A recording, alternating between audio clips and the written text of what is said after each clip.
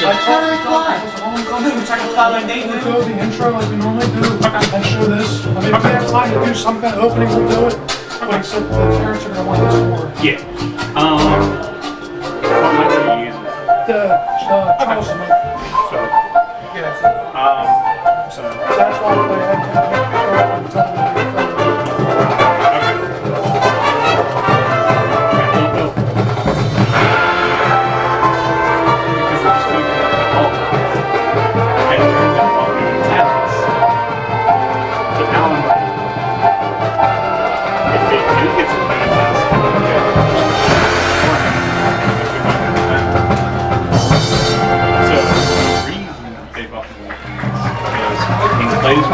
There's got to be ways to fly the birds. I've got.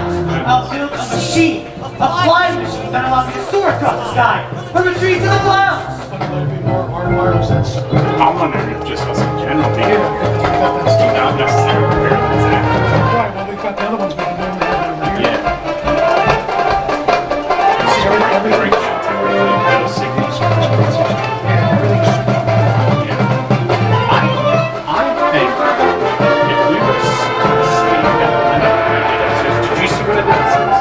Took the stem and I laid it down so it goes out. And then I took the antenna. That's why I told Nick I was going to do this, because I did that for baseball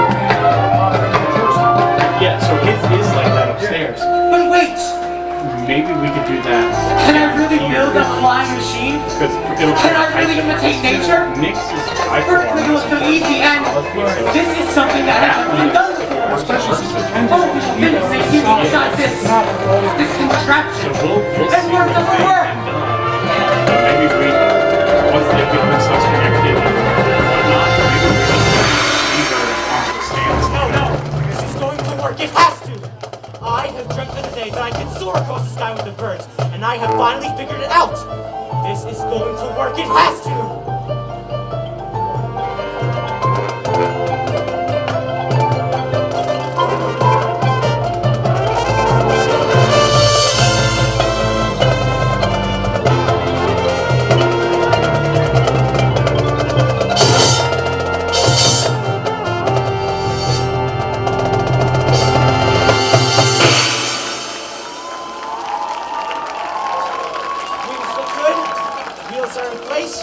Visibility is clear. Wind is a bit strong, but should be fine. Okay, let's fly. Ah! Oh no! Something's not right! Help! I'm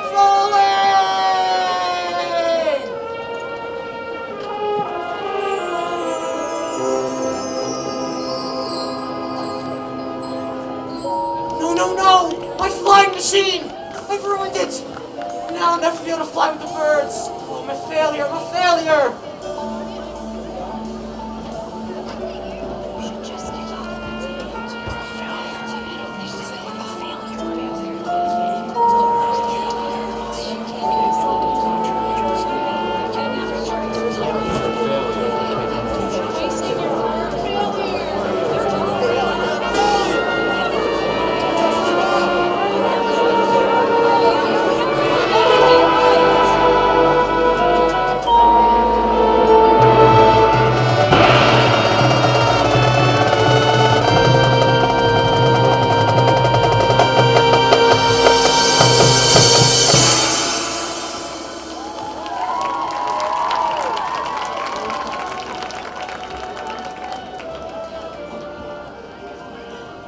No!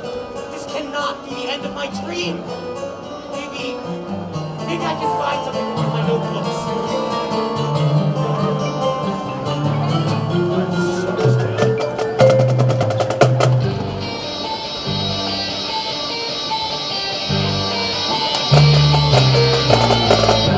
Failure is not the opposite of success.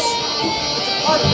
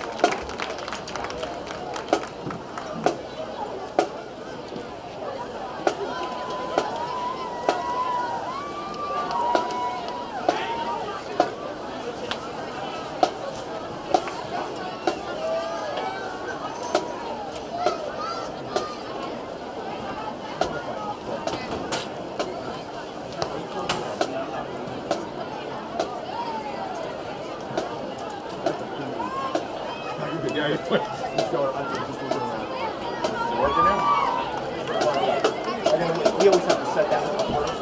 That's the master one. And this kind of feeds off of it. So that has to be started first, and then this one second. So everything goes through that one.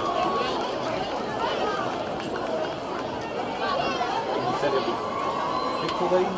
Yeah, so it seemed like in the beginning, right the first. You restarted yet? Ladies and gentlemen, please welcome to the field the Williamstown cheerleaders with a special homecoming performance tonight. Our cheer captains are Angelia Murata, Natalia Mavoli, and Mackenzie Castagna.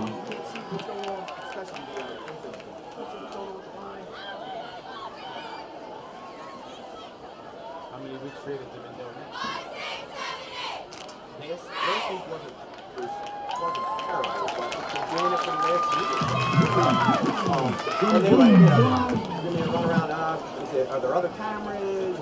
And that was an issue before. But what we did was we brought the Williamstown, the Braves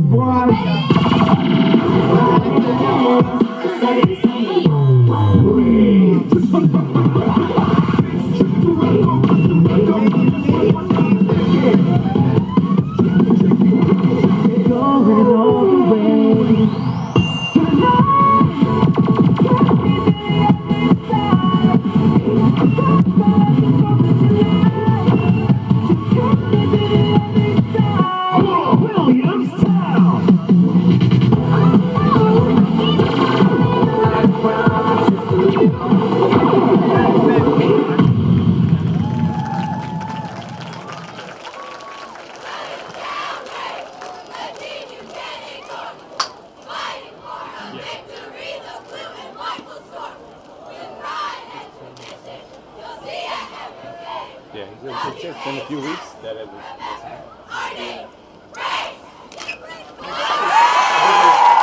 Let's hear it again for our Williamstown cheerleading squad.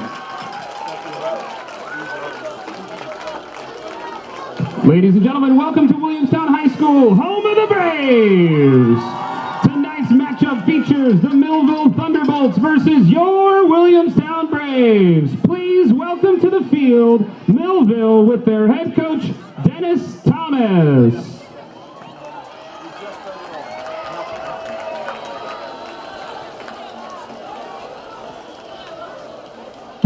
Our referees for tonight's contest: head referee Cliff DeCourcy, umpire Richard Sicaccia, line judge Steve Kazi, linesman Bert Ballier, back judge Harry McMichael, side judge Greg Leonardis, clock operator Joe Quinn. Today's contest is being conducted according to the rules of the New Jersey State High School Athletic Association. These rules provide for a fair competition among players. Spectators can help promote good sportsmanship by observing the rules of fair play. Any verbal, written, or physical conduct related to race, gender, ethnicity, disability, sexual orientation, or religion shall not be tolerated, could subject the violator to ejection, and may result in penalties being assessed against your team. Each one is requested to take personal responsibility for keeping this competition at a high level of good sportsmanship.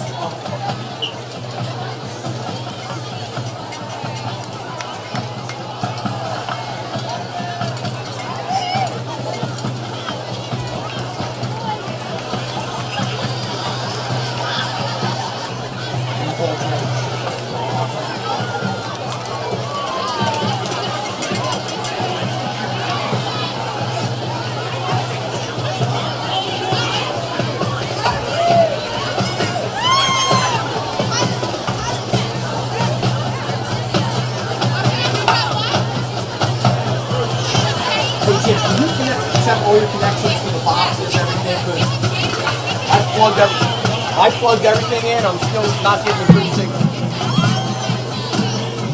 As we head out for our coin toss, the honorary captains for tonight's Williamstown Braves, our youth captains are JT Thompson, Luca Babley, Jordan Swazik, Roman DePaul, Josiah Israel, and Danny Sharp. Additionally, we are honoring our first responders tonight. So other honorary captains are Police Chief Craig Monahan of the Monroe Township Police Department, Fire Chief Pat Mason of the Williamstown Fire Company No. 1, Fire Chief Brian Ford of the Cecil Fire Company No. 1, and unfortunately, the EMS Chief Jean Marie Herman and EMS Chief Christy Davis of the Monroe Township Emergency Medical Services were unable to attend here tonight. However, we are glad to have EMT Krista Parks and EMT Brooke Anke with us in their place.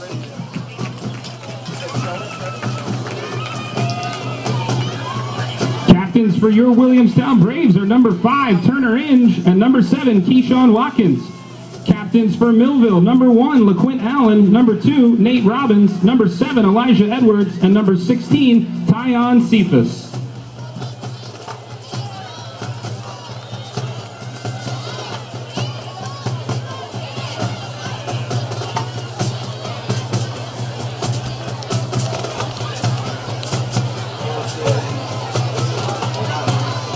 Millville won the toss and deferred.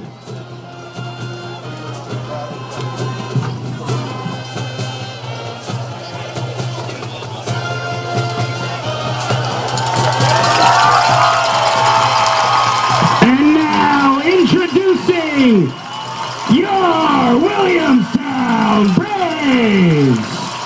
Williamstown is coached by Tom Kelly and his assistants, Pat Gallagher, Ray Traley, Nick Seidenberg, Wade Inge, Tim Harrison, Darren Page, Nick Core, John Pettit, Mike Seidenberg, Brendan Page, Ron Gordon, Steve Ray, BJ Flowers, Jim Richardson, Ryan Nottis, Eric Mercado, Joe DiPietropolo, and Jess Dibus.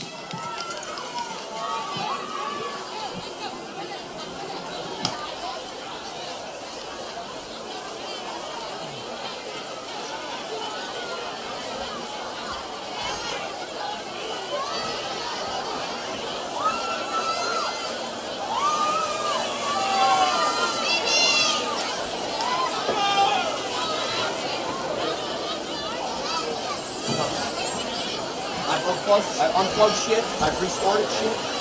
I always start the end zone one first.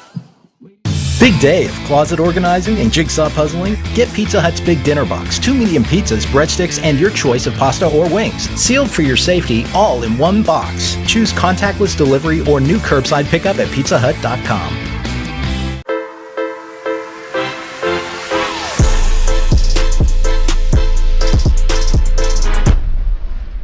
Pizza Hut wings are bigger and better than the other pizza guys' wings. No one outwings the Hut.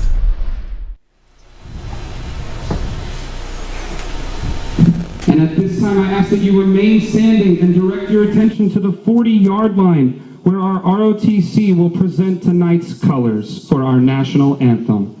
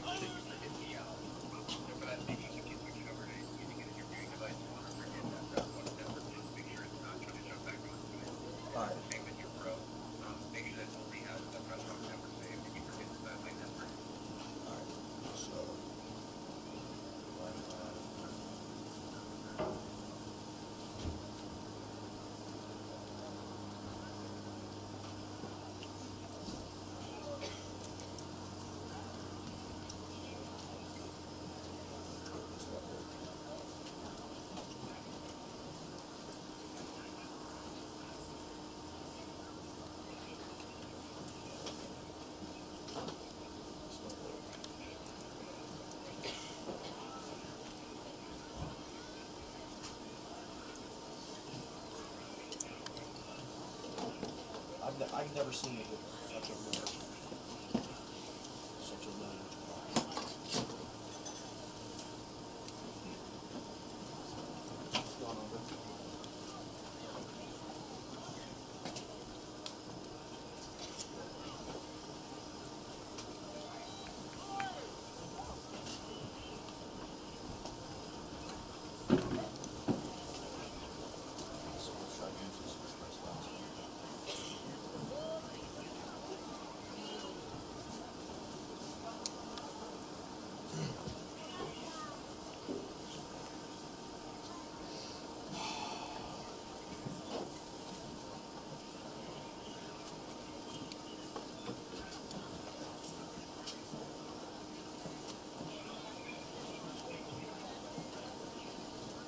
it's not. Give me the same thing.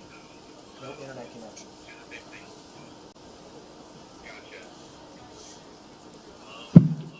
Tonight's national anthem will be played by a combination of the Williamstown High School Band and our middle school.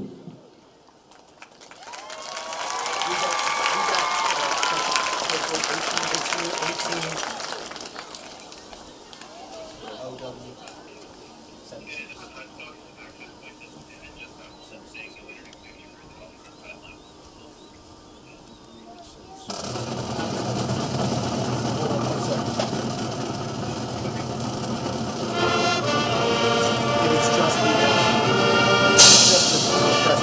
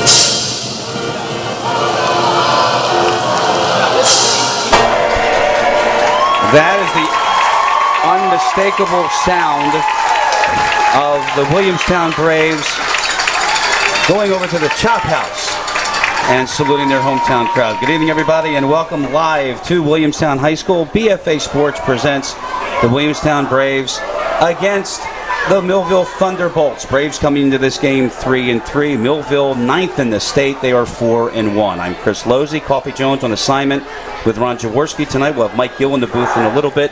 For Williamstown, this is something very interesting. At 3-3, this is a game they've got to have on several levels because of power points. They're sitting in a good position for a playoff spot. A win tonight against a powerful Millville team would do wonders for them. And we have Mackenzie Garrett on the sideline with Coach Tom Kelly, and when we get that situated, we'll go to them. Meanwhile, for Millville, they're led by LaQuint Allen. He is a commit to Syracuse. Millville always gets their athletes, and tonight it's going to be definitely an uphill battle. Kenzie Garrett, she's got the coach. Thanks, Chris. I'm here with Coach Tom Kelly. Sorry about that. The Millville team is 9th in the state. What did you tell your guys to pep them up? You just got to do the little things right, like we've been preaching all year. You know, all comes down to tackling and blocking. You know, we got to do those things well.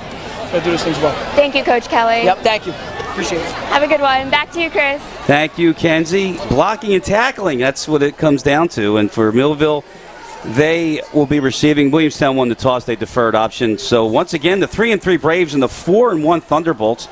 We hope you enjoy it tonight here on BFA. Beautiful night in October. Game time temperature 71 degrees. We wait for the whistle from the official tonight, Cliff DeCourcy. Again, Millville 4-1. Their only loss is against St. Augustine. And the Prep rolling along in their season. They are now number 3 in the state.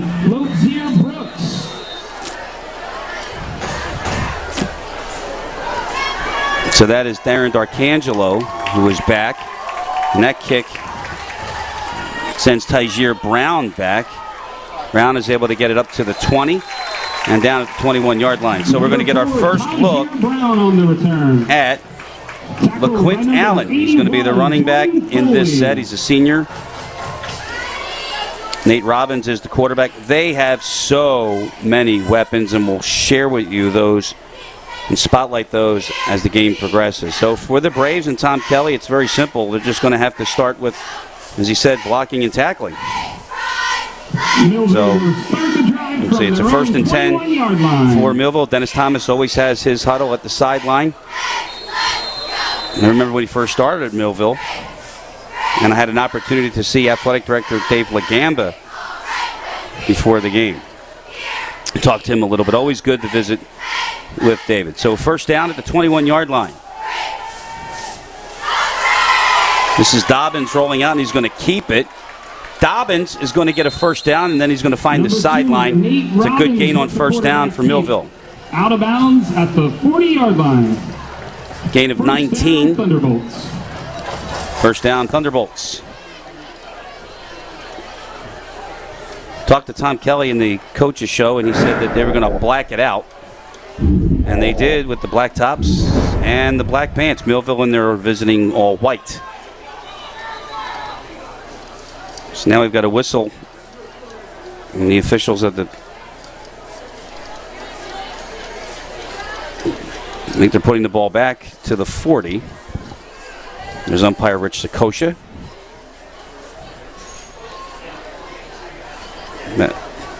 Worked with him a number of years. Good official. First down. And there is Allen's first touch. And he gets 5 on the play. Turner Inge. Talk about him each week. Tackled by number 5, Turner Inge. Gain of 5. It's a second down and 5.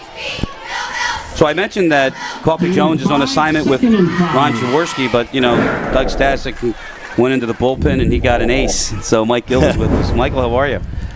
I'm doing better than the traffic outside right now, currently. It's bad, isn't it? Current traffic, not good. It's bad, I know. Gain of 5. This is LaQuint Allen, by the way. Every year they get it. Here's a fake and a toss to the far side, and that is Tyon Cephas. That's another first down for the Thunderbolts out of bounds. Now, if you're watching the Eagles game last night, you saw them try this play a lot. It doesn't work at that level as much as it does at this level here. And a quick throw out to the outside, Lowe's, and he just gets up the field. One almost got picked. You remember that? Yes. It was ugly. They're at the 41. It's a 1st and 10. Allen again with room, and he gets about 5. Turner Inge is able to wrap him up. This Turner Inge, by the way, Mike, one of the only college recruits I could think of where the coach actually approached the player and said, do you want to play offense or defense? And he chose, obviously, defense. He's going to Villanova. Yeah, and obviously you see Millville, too. You know, see the look here.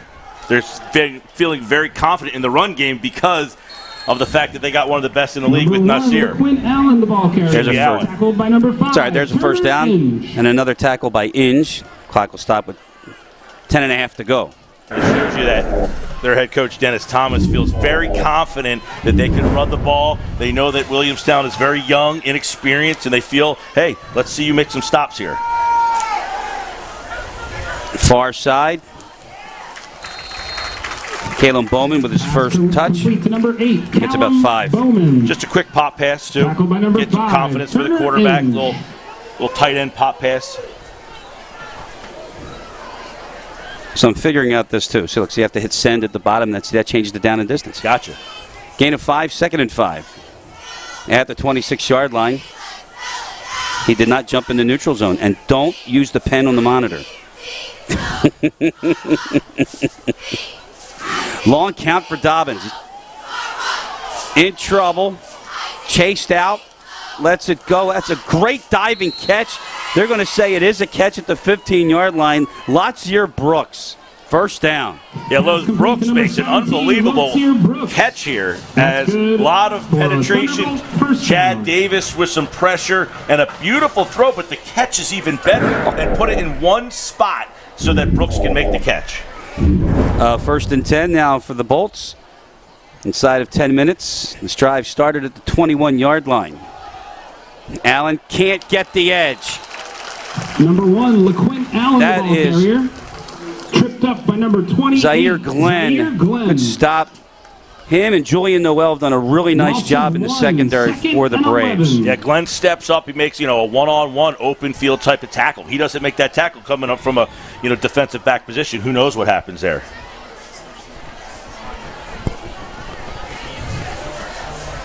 On 2nd down, a loss of a yard. Oh, a nice pick of that blitz. Dobbins nowhere to go, so he's going to run with it, and he gets to the 10. You mentioned a nice pickup of the blitz. You talk about LaQuinn Allen, one of the best running backs in the entire area. He comes in and just levels, makes a huge block. Otherwise, there's a sack on the play.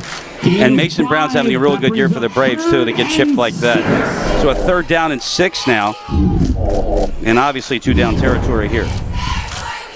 Millville again 4-1 on the season. Their only losses to the Prep.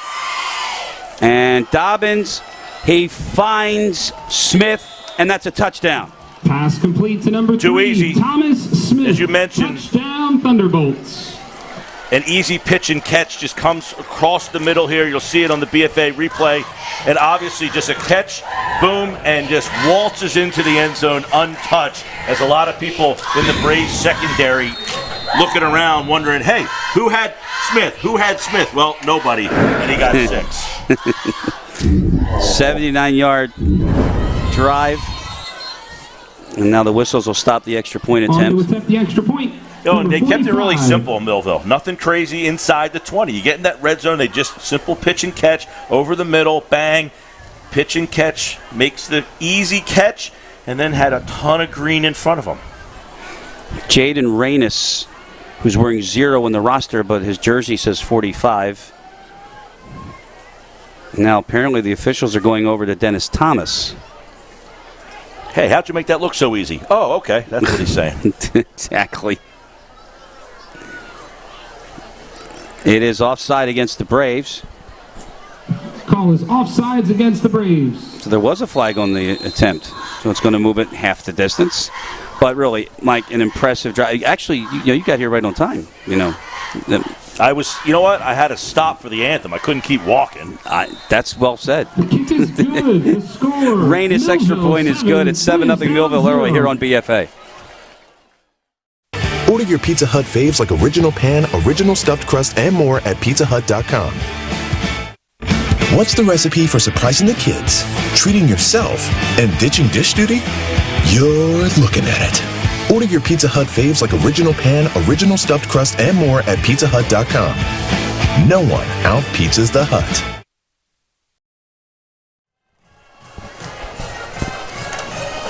$79-yard touchdown drive for Millville early on, and you would expect something like that, but now what's important is the response, Mike, that the Braves get.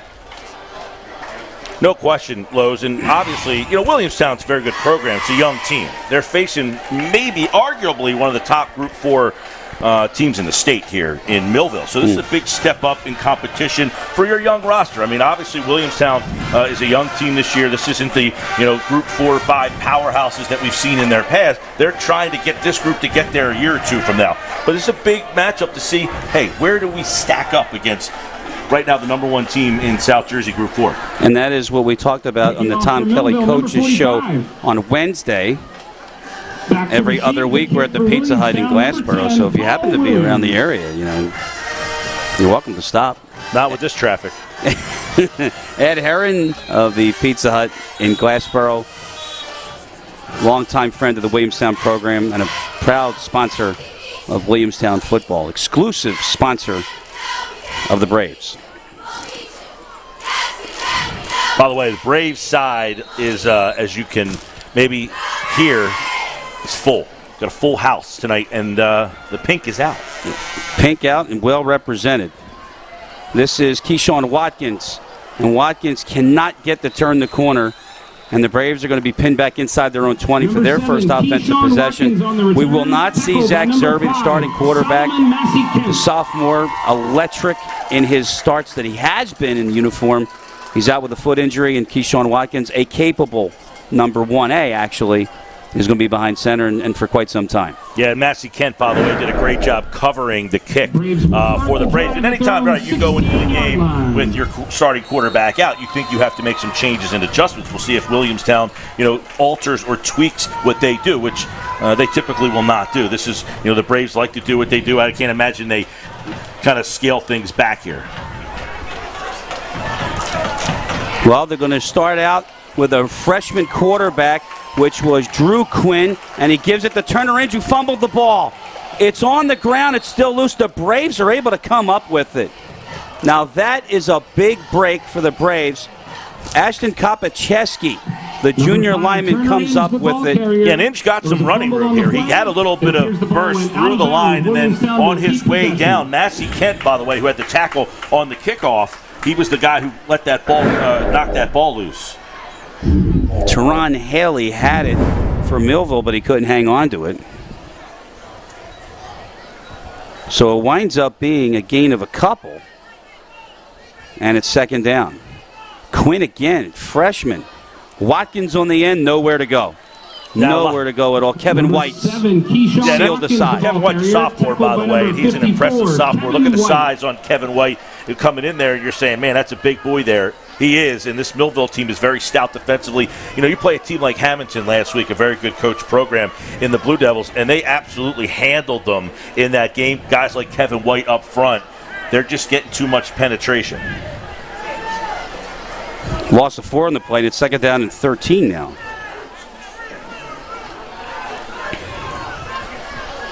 Again, the freshman Quinn at the controls. Screen. Anthony Lantine, the intended target. Incomplete, intended for number too high for him. Anthony Third down coming up. Yeah, too high, and obviously, I don't know that play was going to work anyway because Millville had it kind of sniffed out there. Nice play defensively, and you see that the Braves, trying to keep things kind of quick. Get it out in the flat real quick, see if you can make a pitch and catch and get guys moving. Don't want to have the freshman quarterback having to think, read defenses too much early on. So a fumble. Back to punt for the Braves, number 88, Anthony Lantine. A lost yardage play, incomplete, and a 3-and-out. And Anthony Lantine is on the goal line for this punt. Low snap. And Lantine's punt finds the sideline somewhere near the 43-yard line. So, a 36-yard punt, nothing on the return. We'll come back. Millville's on offense here on BFA. It's 7-0 Thunderbolts. No one out-cheeses, out-meats, out-supremes, out-crusts, or out-stuffs the Hut. Because when it comes to making your favorites, no one out-pizzas the Hut.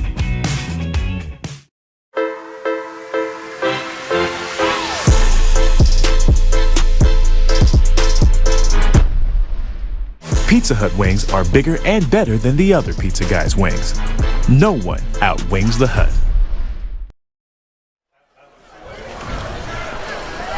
Thunderbolts back on offense, forcing a 3-and-out for the Braves' first offensive series. And they have Kyle Dobbins, or Nate Robbins rather, at the controls. Kyle Dobbins was at the prep. To say that name sounded familiar. Exactly. This is Dobbins rolling out and going for all of it. Incomplete. Good protection up front, Lowe's, and good rollout. And got a lot of air underneath of it.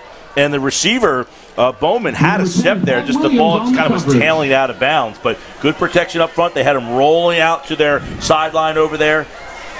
It's Paul Williams in coverage for the Braves. 4 cameras tonight, my friend. Making me dizzy. I like it. Yeah, 2nd down. A play fake. And they set the screen up, and Allen wiped out right at the 40. Yeah, his feet came out from under him. Mason Brown was the one who was going to make the stop there. But if he makes a move on Brown, maybe he gets up the field there. But the feet just came slipping out from under him. Gain of 3. 3rd down and 7. Big 3rd down here.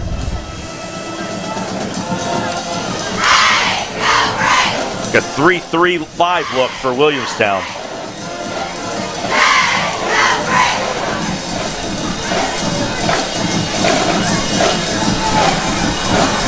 A back pedal, a screen, and Cephas is short of the 1st down. Out of bounds.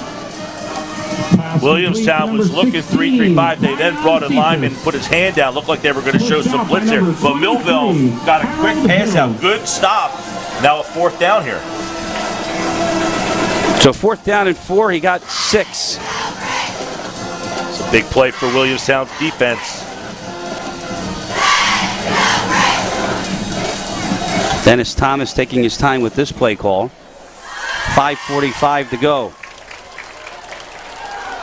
They hand off right, and why not? LeQuint Allen will move the sticks as he gets to the 32-yard line. And Turner Ridge comes up to make the stop there, but not before Allen gets through. And hey, that's Dennis Thomas saying, I know where my bread is buttered. I'm going to give it to my Division I athlete there and let him get to 2 or 3 yards. That's enough for a Millville 1st down.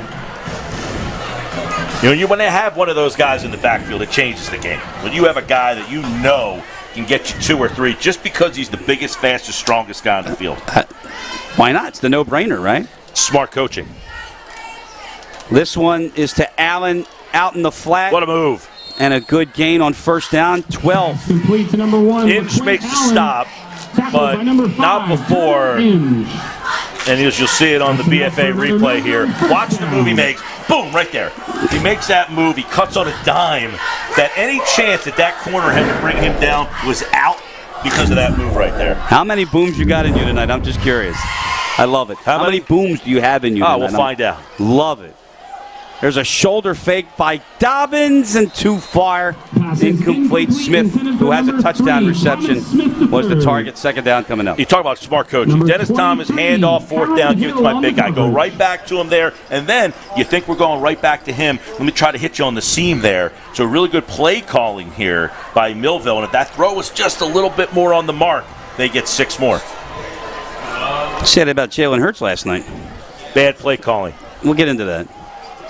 They fake that. This is Allen in space, and he crawls his way for a 1st down. He's inside the 15-yard line, where he's close to it. Now watch the explosion here. Right through, makes a couple moves, and bang, right through. I mean, the explosion, he hits that next gear. You don't see it at the high school level with running back.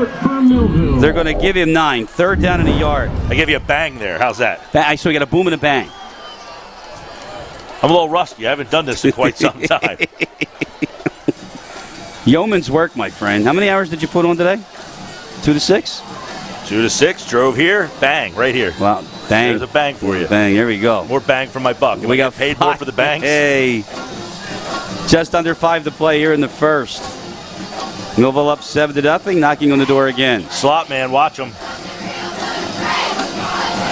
That is Smith. Instead, it's Allen to the edge. Allen cuts back and an easy touchdown for Millville. Now I said watch the slot man. See if this with the block down the field is the big block that springs Allen for an easy score there. As you watch him kind of peel off the left side.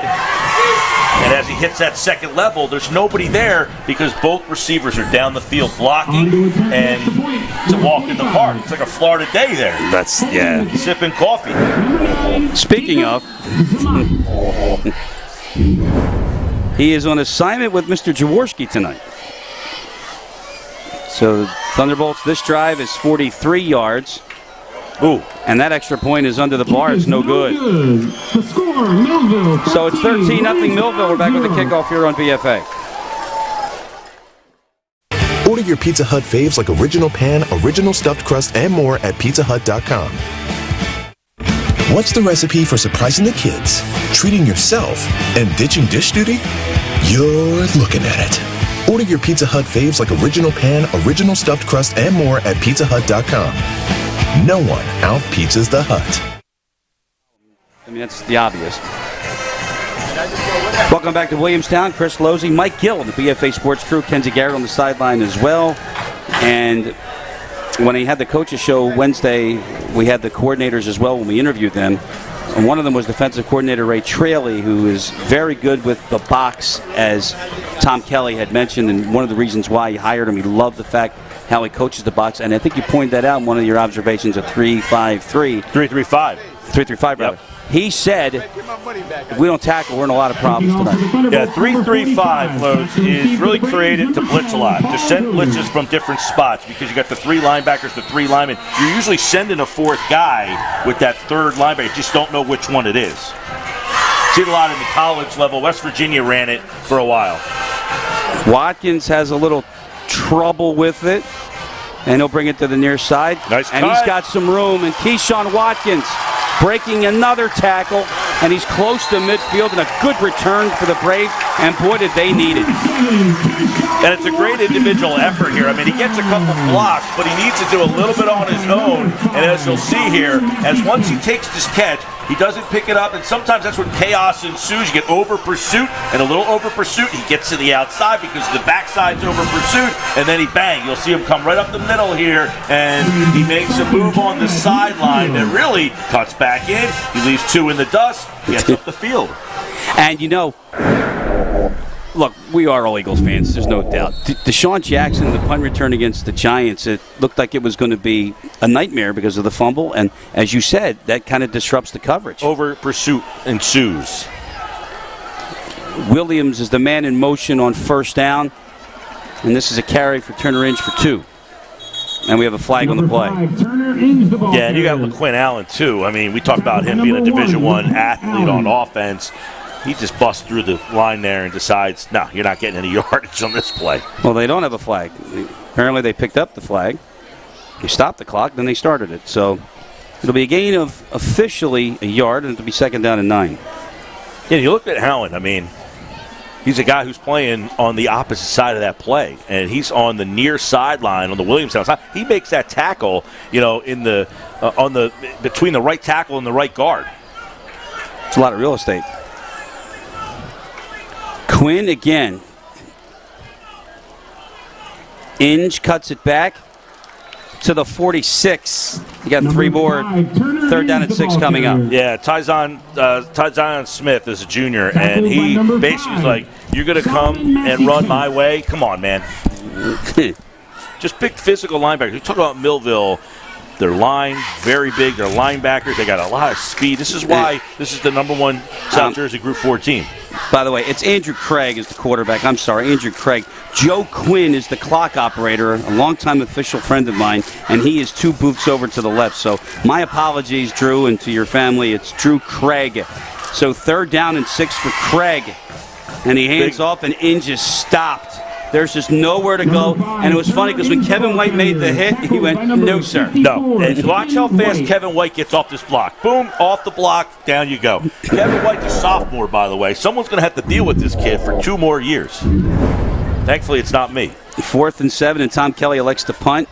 Leontine out for his 2nd punt of the night. It was a kid named Kevin White, wide receiver, first-round pick, went to the Bears, had a lot of knee problems, but he was a wide receiver. This kid's got speed like a wide receiver on the defensive line, and you saw him just get the offensive blocker off of him immediately there.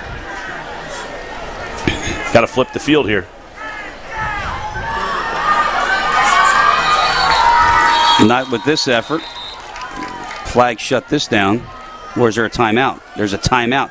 Dennis Thomas takes a timeout. Timeout of the half. Yeah, and it's unfortunate because you get the kickoff return. You feel like you got a little bit of momentum there, and then you just can't get anything going on the offensive side of the ball, and now you got to punt it back.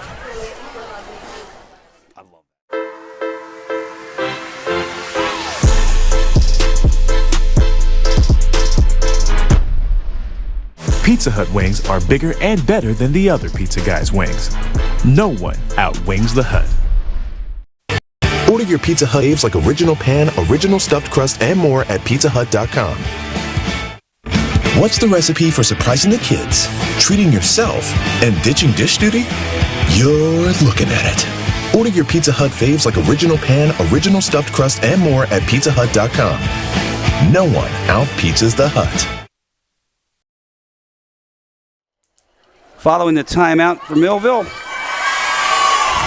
4th down and 7, and Anthony Leontine will punt for the Braves. The drive stops. It was a really nice kickoff return, too, by Keyshawn Watkins. There's a high snap. Leontine gets it away at the 15-yard line. That's Sharp. He's out to the 26. Number 6, Naeem Sharp on the return. Modest return. Now Williamstown needs to stop. I mean, 25-yard line is where they're going to start to get 75 yards of real estate. They've had way better field position in their first 2, and they've scored on both. Williamstown now needs to get a stop. They flipped the field a little bit. That they do.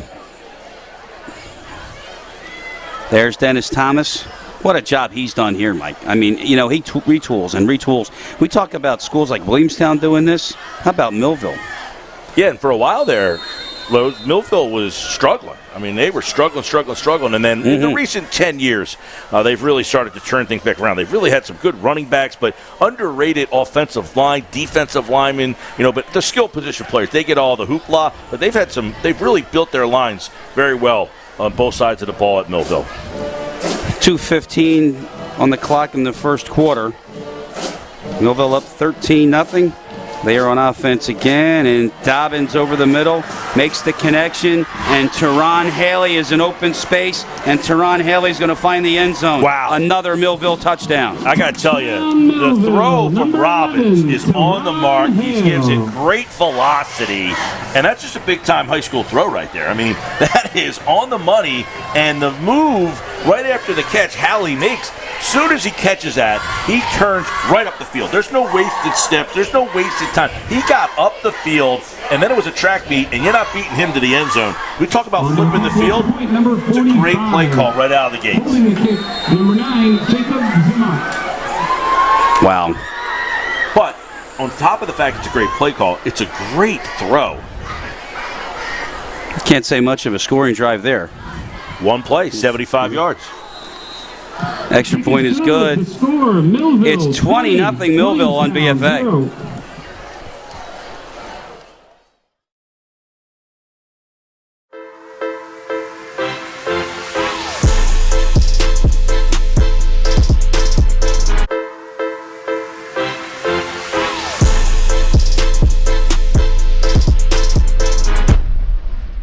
Pizza Hut wings are bigger and better than the other pizza guys' wings. No one outwings the Hut. Big day of closet organizing and jigsaw puzzling? Get Pizza Hut's Big Dinner Box. 2 medium pizzas, breadsticks, and your choice of pasta or wings. Sealed for your safety, all in one box. Choose contactless delivery or new curbside pickup at PIZZAHUT.com.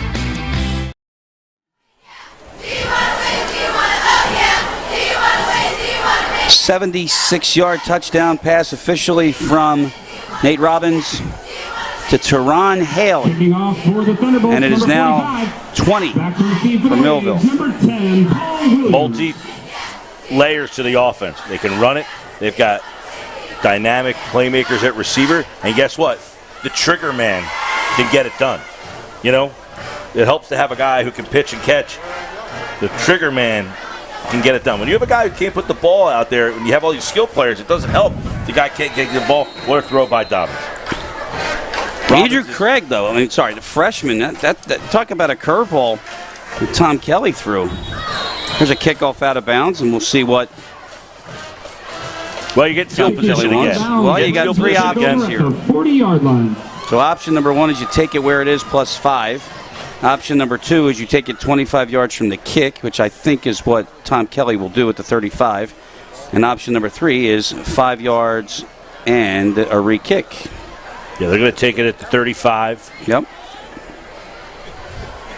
We have 2:01 to go, and it's a first down for the Braves. At the 35-yard line, and that is the correct score, folks. 20 will start their drive at the for Millville. 3 line. quick scores. A nice opening drive for the Thunderbolts. A 3-and-out. And this is a tough spot. You're a freshman. You're saying, hey, you're starting against the number 1 Group 4 team in South Jersey, number 9 ranked team in the state. They got to make some things simple for them. Well, let's see what we got. Craig, play fake. And in trouble, throws far side to nobody, incomplete. That's not bad for a freshman not to take a sack there. Yeah, he got it away, rolls out, backside pressure. He felt it coming immediately. And, he tried to keep that play moving. Intended for number 19, Aubrey Green. It's not enough protection. And then obviously you're dealing with a guy who's making his first start, and being a freshman, the arm strength, he might have a strong arm at some point even now, but you're dealing with guys on the other side of the ball who are almost men. And talk about keeping it under your hat. We had the coach on the show Wednesday. We had the coordinators. Nothing. We didn't see this coming at all. You think they would have shared that with you? Yeah. You're a pretty tight-lipped guy. Either that or they think I'm a big mouth. On second down, this is a pitch to Inge, who turns it back. Turner's got a first down. Well, no, he doesn't. He's got 7. He's to the 42. It'll bring up a third down and 3.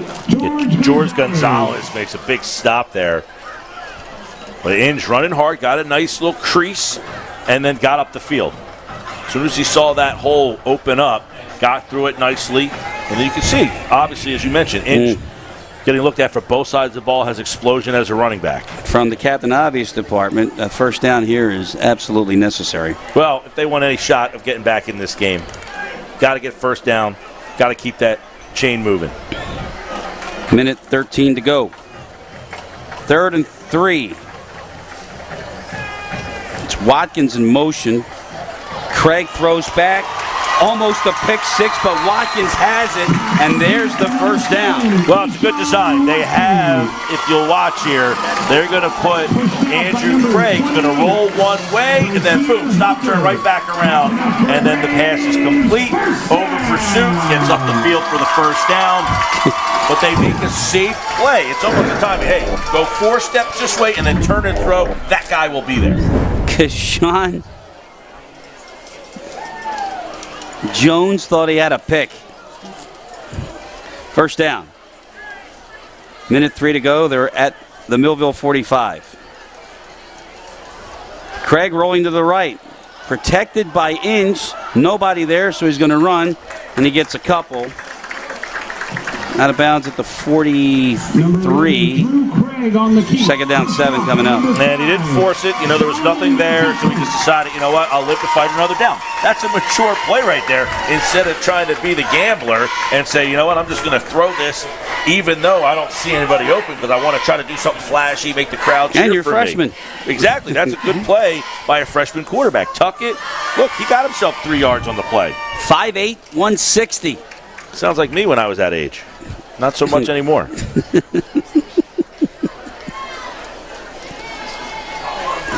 Yeah, I'm 5'8". You stretch me a little bit. 2nd and 7.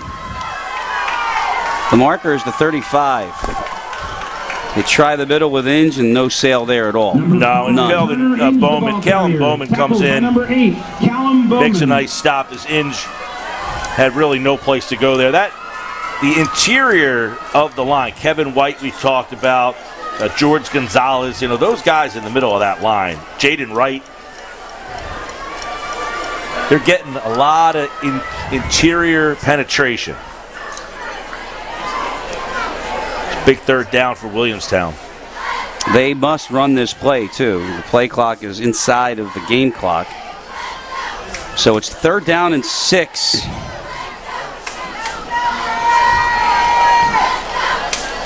Last play of the quarter. Inge gets away from one, but there's just way too much support. No chance for that. The ball carrier.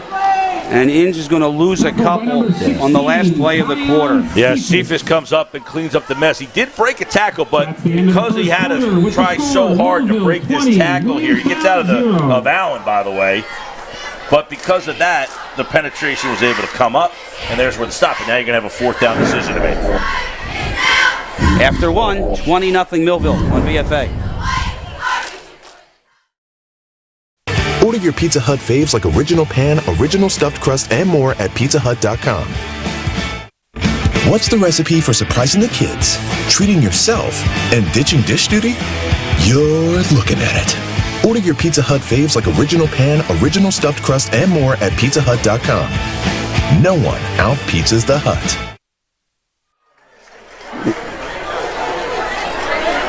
Start of the second quarter here in Williamstown. It's 20-0 Millville. Let's go to Kenzie on the sideline. Kenzie? Thanks, Chris. Hey, yeah, the guys aren't looking that great after this first quarter. They had a few fumbles here and there, and after that first touchdown is when their hopes started to completely drop, and they started giving up the ball. And this is also their first game without their star quarterback, Zach Zerby. Their freshman's not doing horrible, but Zach, unfortunately, will not be back for the rest of the season. He's getting surgery. He won't even be able to return to school until next week at some point. So I'm going to head back right up to you, Chris. Thanks, Kenzie. That's some breaking news right there. Zach Zerby out. It was a foot injury, needs surgery, and as Kenzie was able to get the scoop for us, out for the season. Our best wishes to Zach Zerby. Very good pitcher, by the way, Mike. Well, hopefully he's ready to go by the spring. Lantine's third punt. Takes that Williamstown bounce, and it's going to wind up into the end zone. Sean Gallagher couldn't track it down. So it'll be a touchback, and Millville's back on offense, and they're up 20. With the punt. It is a touchback. So, firstly, as I switch this over to Millville, right? Did I do that right? Let's see, set. Okay, so anyway, we in the South Jersey baseball community, we've lost some unbelievable people. We lost Dave Borton, an umpire. And we lost a baseball coach about 2 weeks ago or a week ago. And I'm going to look that up because I want to get that right. And, of course, we lost Frank Argione today. So, Michael, I know that you had a long history with him. And yeah, Frank and I have coached against each other. In fact, he knocked my team out of the playoffs this year. And obviously he has been a name around the Galloway community who has just done so much for the kids. And he ran the Galloway South Shore League team as well.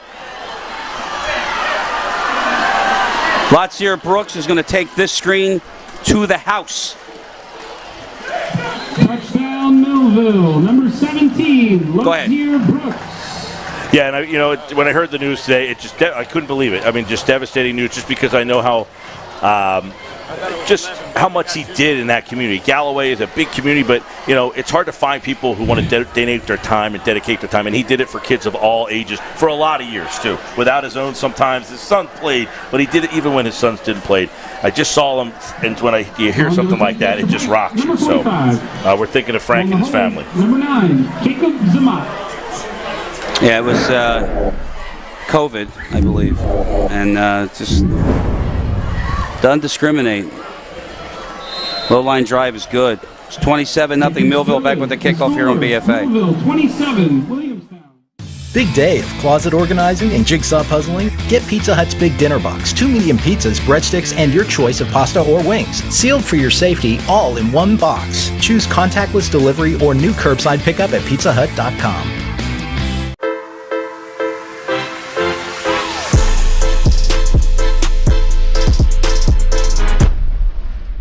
Pizza Hut wings are bigger and better than the other pizza guys' wings. No one outwings the Hut. So we'll find that.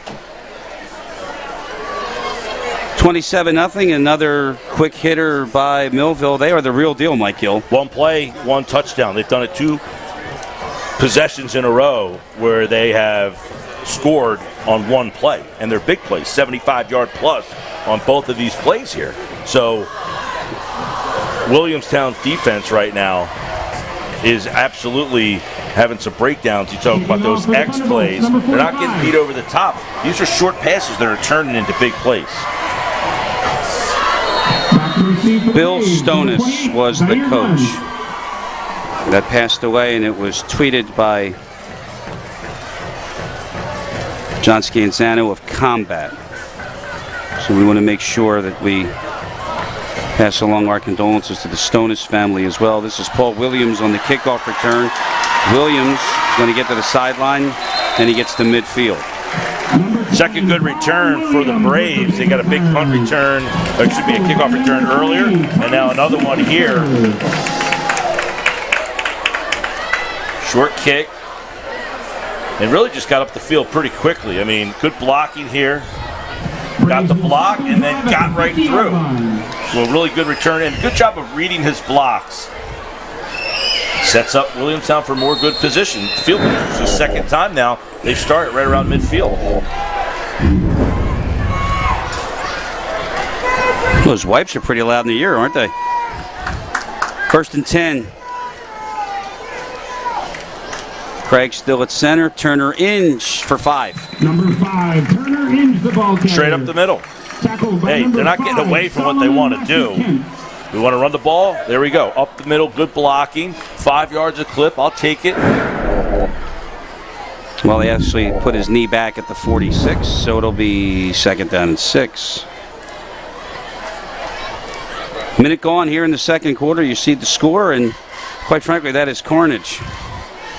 Well, Millville is obviously thinking bigger. And this is a Williamstown team, I believe, 4-5-1 coming into the night. So this is, Williamstown isn't having a down year. They're very young. That's the difference. To retool like that, too. I mean, you go from being the hunted to the hunters. That is on the ground. Inge couldn't handle it, but heads up by Drew Craig. The fall on it. Braves will keep it. That's a big loss on the play, though. 3rd down and deep. Yeah, they're obviously struggling offensively right now to try to find an identity of who they could be with the quarterback change. As Kenzie mentioned, the quarterback's out for the year. Now, it's make the decision. Do we just start the future now? Mr. Craig, welcome to the spotlight. You got to love to see that, Mike.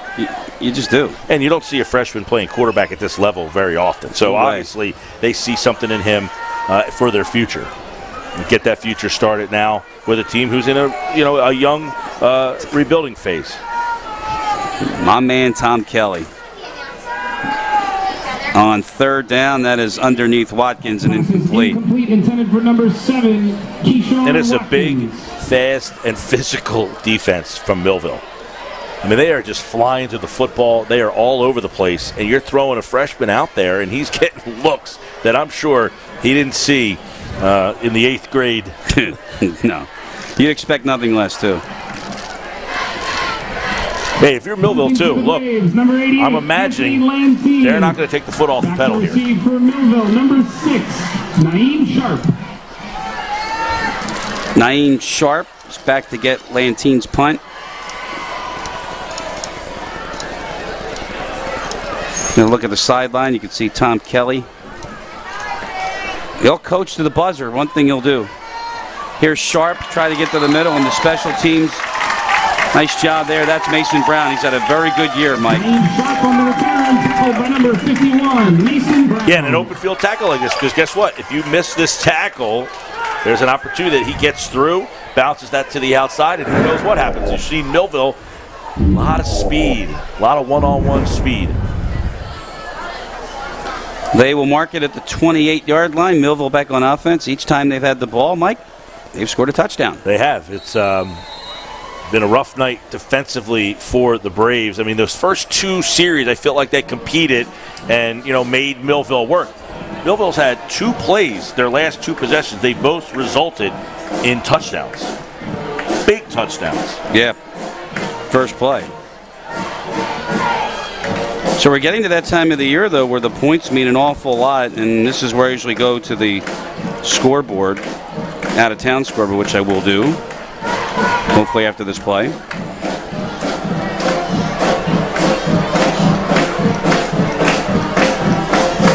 At the 28-yard line. You go to Twitter, right? So there's a website, South Jersey Sports Stream. Allen to the right side, and you got 5. Number 1, LaQuint Allen, the ball carrier. Yeah, breaks it to the outside, hits the corner, Push but out good by defense. Number 26, Julian Noel. There we go. So we have to find the ones that have importance here. Second down and short. Nice play. And they're not going to get a first down there.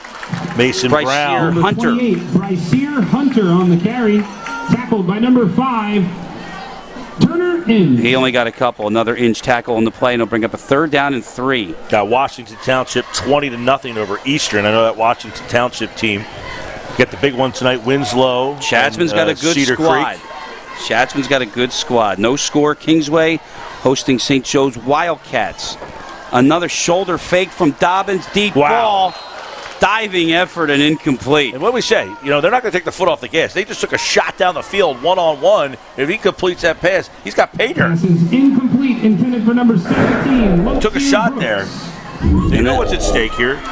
That was Brooks, and that would have been his 3rd score, although it was a diving attempt. Yeah, that big 4th one, and 4. the Winslow-Cedar Creek game is a real big one tonight. Cedar Creek 7-0. And I believe Winslow's coming in at 5-1.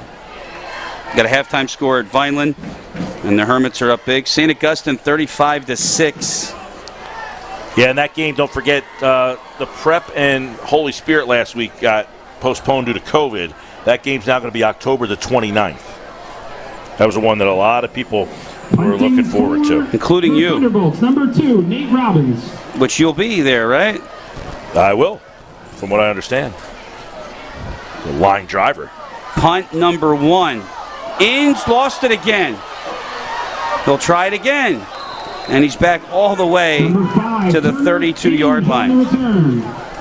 That wasn't a very good effort. No, it's a line drive. Look at this thing. Spinning line drive. Inge has it, and then loses the handle. Way to get the hand in there. Then Inge gets a nice bounce, luckily, right back to him. And Millville, a lot of blue hats on the ball. So the Braves back on offense. They start at the 34 with 8:37 to go here in the second quarter. It's 27-0. Millville in front of the Braves. Chris Losey, Mike Gill sitting in for Coffee Jones tonight, who is on assignment with Jaws. That's all you need to say, right? Nice assignment. By the way, Winslow 7-0 Cedar Creek. Last I see on that one.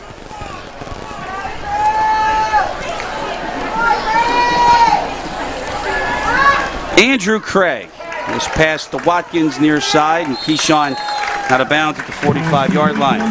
Move the chain. 11, first down. Pitch and catch. Move the cane, change. Here it goes. Quick snap. 1, 2, 3. Spin. Bang. Throw the ball wide open in the flat. These are the times where you got to say, look, take your drop and throw it there. The guy's going to be here. You got to trust the coaching.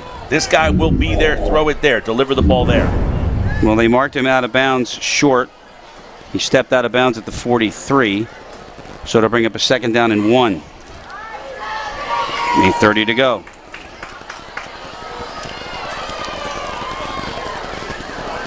It's Inge, and he'll get a first down to the 46. Number 5, Turner Inge, the ball carrier. Talking tackled by number 30. Bear Brooks plays for the Eagles. BB does the pre and post game live. He's telling me when John Gruden was the coach with the Eagles, he was the offensive coordinator there. Right.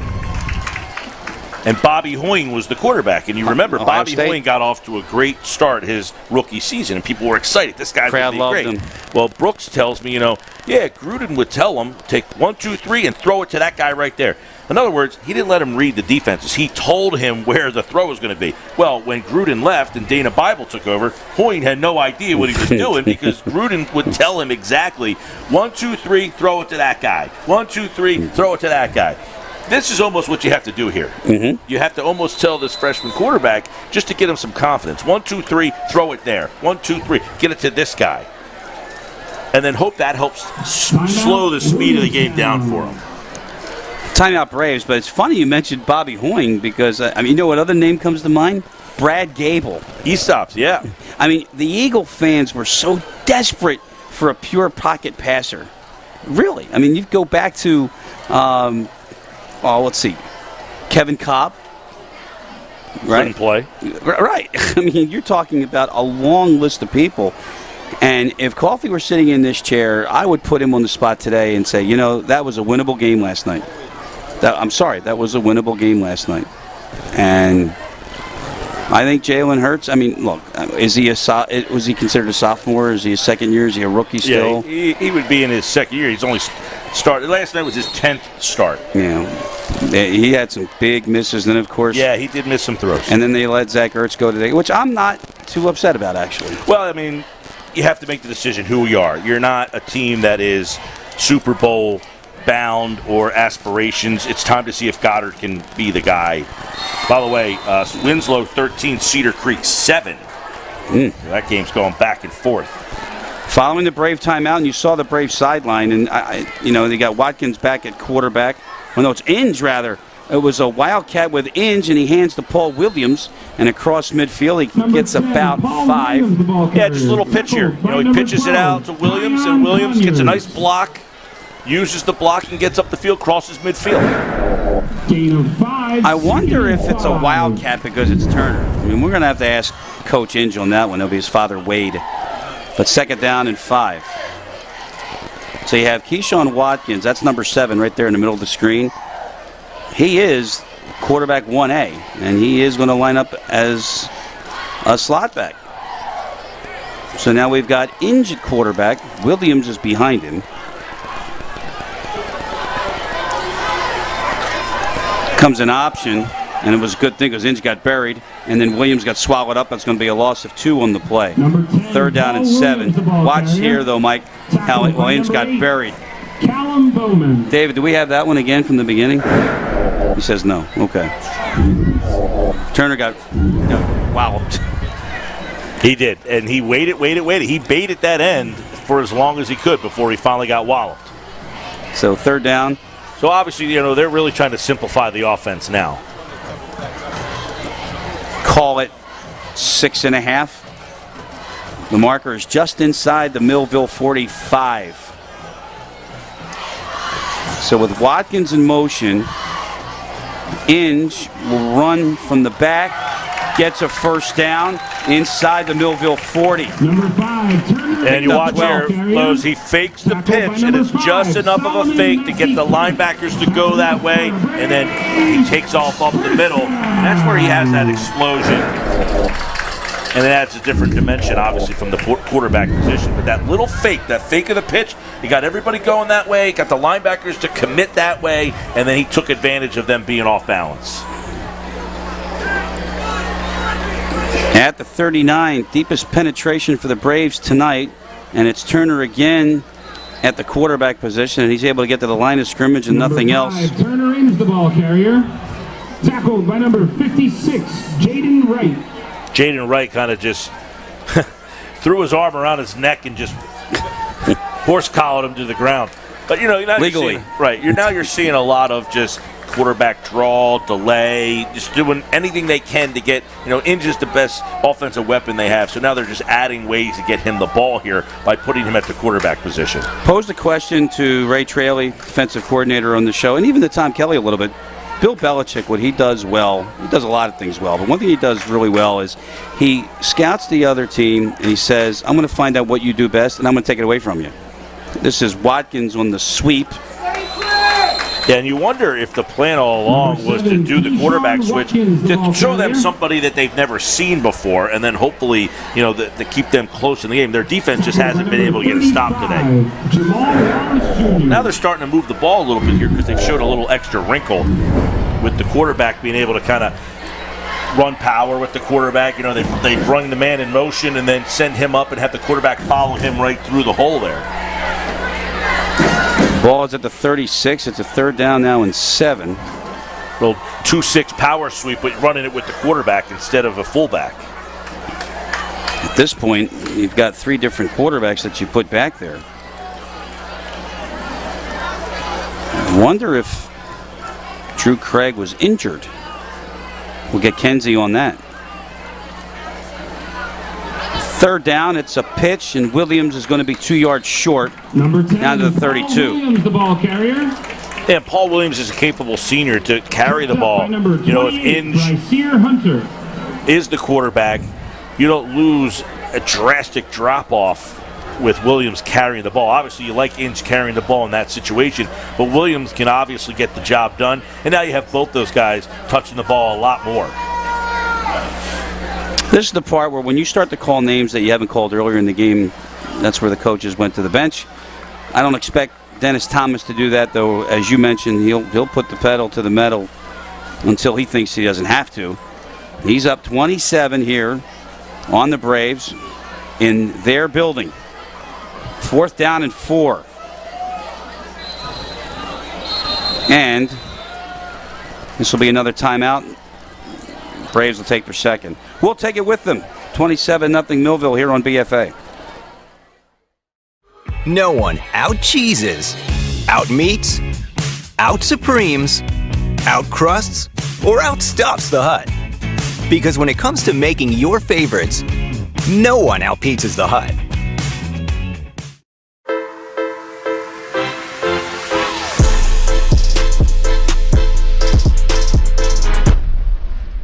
Pizza Hut wings are bigger and better than the other pizza guys' wings. No one outwings the Hut. 3:05 till halftime here tonight in Williamstown. The Braves and the Thunderbolts. It's Millville big, 27-0. They are 4-1 on the season. The Braves, meanwhile, coming into this game at 3-3. Chris Losey, Mike Gill sitting in for Coffee Jones tonight. Kenzie Garrett on the sideline and the BFA Sports crew. And we'll try to see if we can get Kenzie on the case regarding where Andrew Craig is, the freshman quarterback who got a start tonight. Timeout for the Braves. They've got 1 left for the half. 4th and 4. And this is probably go for broke here. Absolutely. It's Watkins in motion. Inge will try the right side. He will get a first down. Turner Inge is to the 24-yard line. Turner Inge, the ball carrier. 12 yards on that run. They do a good job. They get the receiver out, blocking in front. He comes in motion, and the quarterback just follows the receiver out to the outside. I mean, they were a couple well-designed runs here with the quarterback in mind. 2:50 to go. 1 timeout left for the Braves. Millville has 2. Now, you know what that interference? Oh, there you go. What'd you just do? I don't know. Whatever you do, don't do it again. No, that's not it. It was this right here. It was that wire. There we go. Good job, Mike Gill. They brought me here for something. He's not just a pretty face.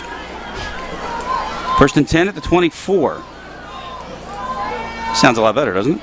Definitely cleared up my audio. Inge tracked down after a pickup of a couple. Elijah Edwards tracked him down. Yeah, Elijah Edwards gets it from the backside. But, right now this offense is moving. They're doing a great job of, getting the ball to Inge, letting him kind of do some things, mixing Williams in. They've done a really good job of kind of getting the ball down the field here all of a sudden. It's the best drive of the night for Williamstown. So they get some points on the board here, get into the locker room with a 7 instead of that 0. You feel a heck of a lot different coming out. And you get the ball to start the second half, You get the ball to start the second half, too. And keep in mind, that magical 35 number. A lot of these coaches want to try to get to that so they can get that clock rolling and keep their guys healthy. Braves using an awful lot of time here. They're now inside of 5 on the play clock. They just get it off. Inge looks left, keeps it. And that carrier will get him to about 20. Carrier, tackled by number 54, Kevin White. Yeah, see, now what's happening, Loj, is they are saying, are you going to throw the ball with this kid or not? So if you're not going to throw, we're just going to smash the ends here and come after you. And then obviously he's gotten so much pressure in his face. They put the ball at the 18-yard line. It's a 3rd down and about 4. Now what? Is that better? Let's give it a try. I heard the PA guy really loud in my ears. Oh. Well, that's John. John Shields. I didn't hear him like that before, though. It was after I fixed the audio thing. 3rd down. Inge got through for a little bit and then gets put down. Solomon Macy Kent finished him off, but everybody was there. Now the clock stops with 32 seconds left. You did a good job of making something out of nothing there, but now you got a 4th down situation, and the clock is at 30 seconds on it. They got to make a decision here. Hey, are we going for the end zone here, or are we just trying to get to the locker room? A 4th and 5, and Millville takes a timeout, so they've got 1 to go. It's 27-zip here. See if we can load up the other scores tonight in week number 7 of high school football here in South Jersey. By the way, where am I tomorrow? Let's see. There we go, Mike. You know where we are tomorrow? Westfield, New Jersey. Westfield hosting Elizabeth High School. That's my crew, by the way, so I still wear the stripes. And this is a football game? That's correct. See that? You are looking at a state championship crew right there, my friend. We're good. I like it. We're good. 30 seconds, timeout. 1 to go for Millville, 1 to go for the Braves. And more importantly, 4th and 5 for Tom Kelly. Deepest penetration for Williamstown of this game. That's Lantine in motion. And it is Craig back at center. And Craig just throws it out there, and it's picked off. Keon Conyers, and is dragged down at the 6 by Sean Gallagher. Another turnover for the Braves. It's an interception by the freshman Craig. So obviously on a passing play there, they bring Craig into the game. He throws, and then just short. Conyers steps in front and gets the interception. Now, 18 seconds left. We've seen Millville score with one play. Twice. Yeah. Are they going to go for it here? Are they going to take a shot at the end zone? I don't know. I would. Oh, by the way, we forgot. I'm sorry, Michael. I mean, now that you are a part of this thing, we have to do our obligatory self. I'm taking the cheaters off. I'm sorry. There we go. Send that to the ladies at home, right? Yeah. Mine's here, actually. All right. Yeah. We're in countdown wedding mode here. It's Nate Robbins still at quarterback. 18 seconds left, and they're going to throw the screen again. Why not? It's worked 3 times, and there it goes again. Brooks. There it goes again. Brooks is out of bounds with 9 seconds to go. I mean, that's a play that just keeps on working for Millville. Little inside fake handoff. There's the bubble screen. Gets the pulling guard out there to get the block. Boom. Out to the outside. Gets up the field, and just one man to beat. He can't get by him in a game-saving or a push by Elijah Edwards there. Get him out of bounds, because in other words, he's gone. And I'll tell you one thing. Watkins, excuse me. And I'll tell you one thing. It doesn't matter, but you're right. I mean, it saved the touchdown. 9 seconds to go. The ball is at midfield. Dobbins can't throw the ball 60 yards. And you have 1 timeout left. I'd run it again. Can he throw it 60 yards? Nope, underneath. Trying to get to the sideline. Cephas will get out of bounds. Oh. And he did not. A home clock. A home clock there. green, I don't know if they're going to get together or not. There's zeros on the clock. No horn underneath on this Look clock. at him running towards the sideline. He gets to the sideline. When he gets out of bounds, right there, 1 second left. Hold on. They put here. it up on the clock. They did put 1 second back. The officials do have a radio system. You have to. That's egregious. And that's Millville calling their final timeout. That was egregious. Timeout Millville. That's their third and final charge timeout of the first half. They're calling timeout because why? They want that 35. 33 now. I'm saying they want to get to that, not right off, not here, but they want to get to 35, you know? I know where you're getting at. And I'm telling you, the rule changed. It's only 33 now. And they took into account 2 missed extra points. Oh, okay. And wait, it gets better.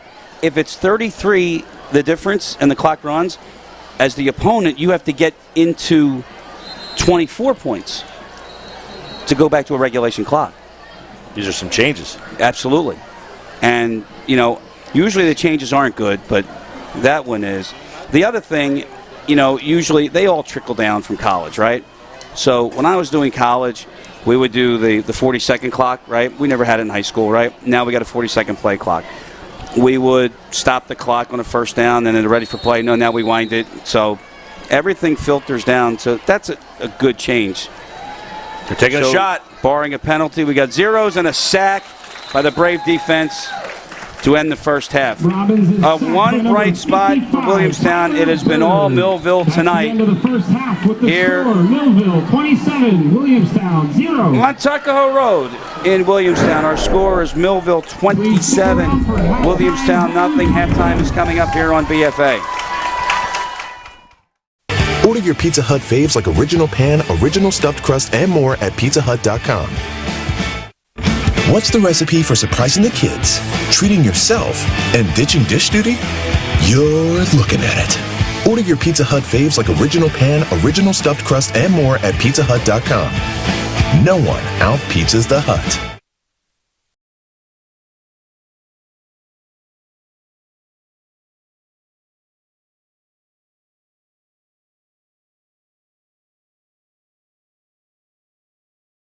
Big day of closet organizing and jigsaw puzzling? Get Pizza Hut's Big Dinner Box. 2 medium pizzas, breadsticks, and your choice of pasta or wings. Sealed for your safety, all in one box. Choose contactless delivery or new curbside pickup at PizzaHut.com.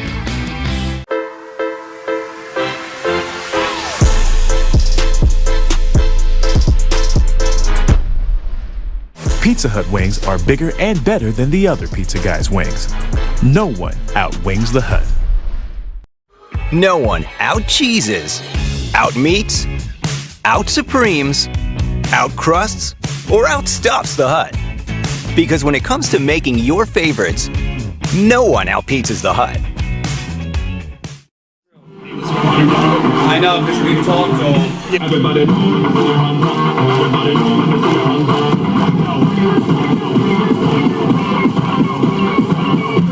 Sometimes I go up, I go hard. Yeah, what's mine? I'm a star.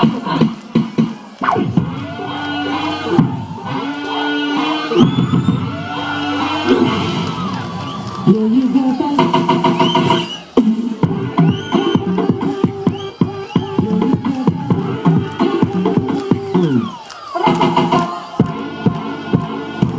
You should throw it out and come back in. That's my best friend.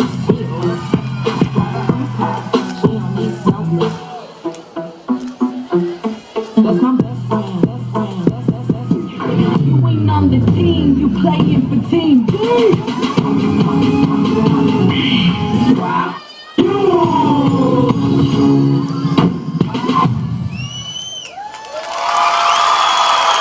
Let's hear it again for the Williamstown High School Braves dancing.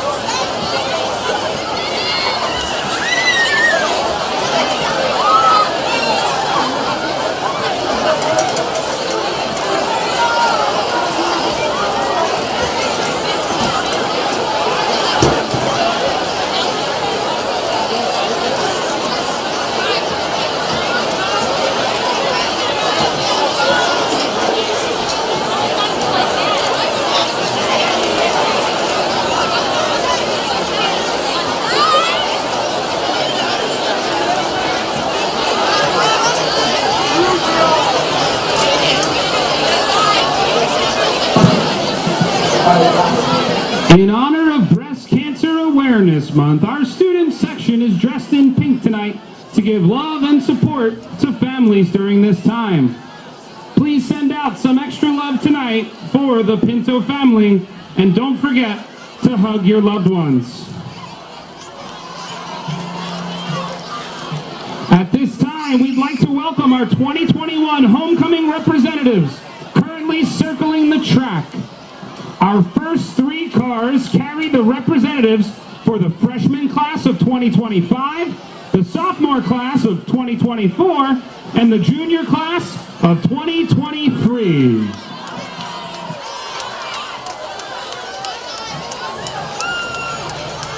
Representing the class of 2025, we have Kira Steiner and Sahej Randava.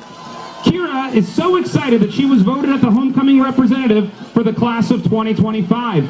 She enjoys honors classes and plays field hockey. She would like to thank all her friends for nominating her to the homecoming court. Sahej is honored to be the 9th grade homecoming rep. He enjoys school and the many friendships he has formed at WHS. He is grateful to all those who voted for him. Let's give a warm welcome to our freshman homecoming representatives, Kira Steiner and Sahej Randava. Representing the class of 2024, we welcome Morgan Renshaw and Brendan Urbanski. Morgan is a multi-sport athlete in field hockey, track, and softball. She is also involved in various clubs at WHS, including BFA, the Italian American Club, and DECA. She is grateful to those who nominated her to represent the class of 2024. Brendan is enrolled in the Law and Justice Academy and enjoys playing hockey in his free time. He appreciates being able to represent the sophomore class at homecoming this year. He strives for success and hopes of becoming an attorney one day. Let's give a round of applause for our sophomore representatives, Morgan Renshaw and Brendan Urbanski. Representing the class of 2023 are Julia Schwab and Anthony Lantine. Julia is a high-achieving student. She has played varsity volleyball for 3 years and hopes to play in college. She loves time with her friends and wants to make as many memories as possible at WHS. She hopes to go into nursing or engineering in college in Florida. Anthony is an honor student who plays football, basketball, and runs track. He hopes to pursue sports at the next level. He maintains A's in high school and wants WHS to be as memorable as possible. He enjoys spending time with family, especially his older brother. After WHS, he wants to become a physical therapist. Once again, let's welcome Julia Schwab and Anthony Lantine, our junior class representatives.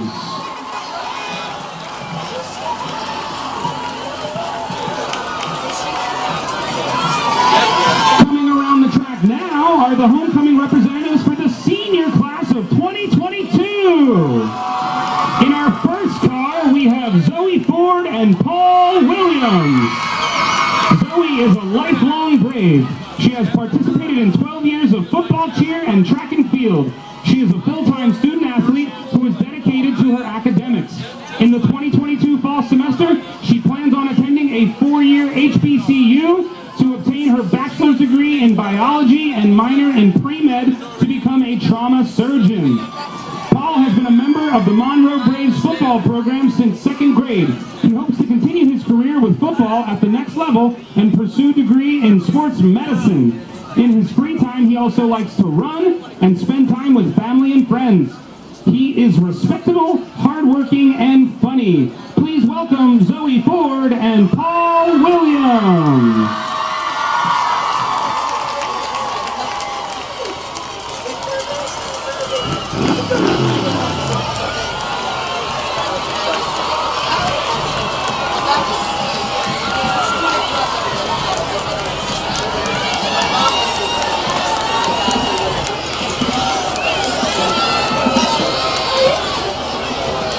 Up next in the far end zone, we welcome Abigail McDonald and Matthew McIntyre. Abby is a 4-year multi-sport athlete in soccer, lacrosse, and field hockey. She is the senior class vice president and has a love for helping people through the National Honor Society and Allied Health Academy.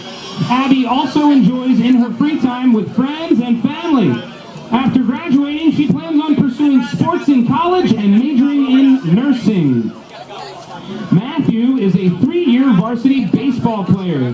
He is involved in the Friends of OTP and volunteers at Challenger League baseball games. Matthew is a member of NHS and also played soccer for 3 years. He plans to further his academic and athletic careers at the University of New Haven. Please welcome again, Abigail McDonald and Matthew McIntyre.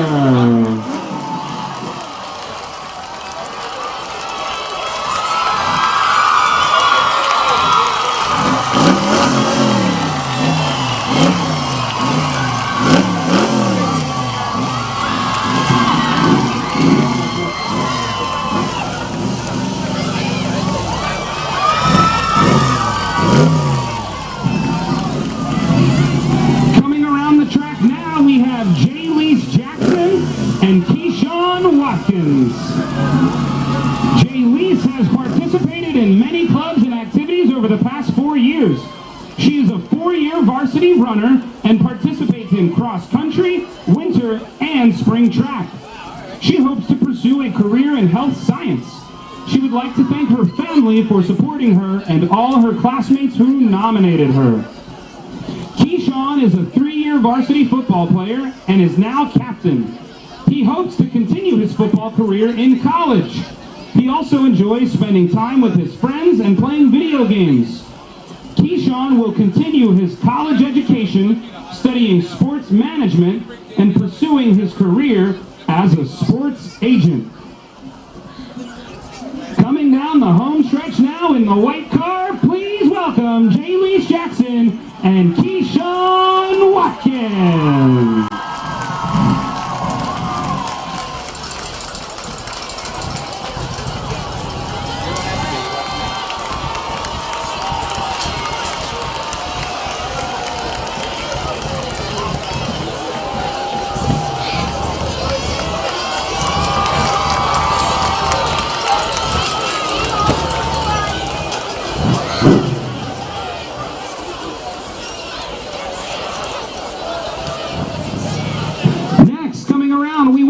Samantha Ty and Jacob Greer. Samantha has been an active member of the WHS family for 4 years. She's been involved in Senate, Student Council, and varsity tennis. Sam is known for working hard for what she wants, and her next goal is to pursue a career in psychology. She is grateful to those who nominated her. Jacob has worked hard to maintain a successful and challenging academic experience at WHS. He is a very active 4-year member of DECA. In his free time, he enjoys playing guitar and spending time with friends and family. He is very thankful for the homecoming nomination. Please welcome Samantha Ty and Jacob Greer.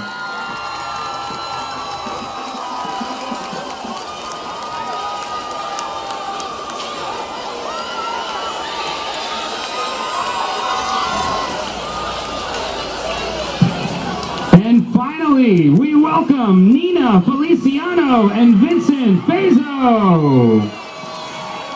Nina is a member of the Drama Club and has been in many shows at WHS. In her spare time, she volunteers to work with children and young adults with disabilities by helping them perform on stage in dancing or acting. She also enjoys hockey. Nina is very honored to be representing the class of 2022 on the homecoming court. Vincent ran track and field for 2 years at WHS, which led him to his passion for fitness and working out. His love for fashion and sneakers has helped him create his own successful business, which has encouraged him to further his education in college, majoring in entrepreneurship. Vincent is honored to be representing the class of 2022 on the homecoming court. Go Braves! Coming down the home stretch now, please welcome Nina Feliciano and Vincent Fazo and all of our representatives for the senior class of 2022.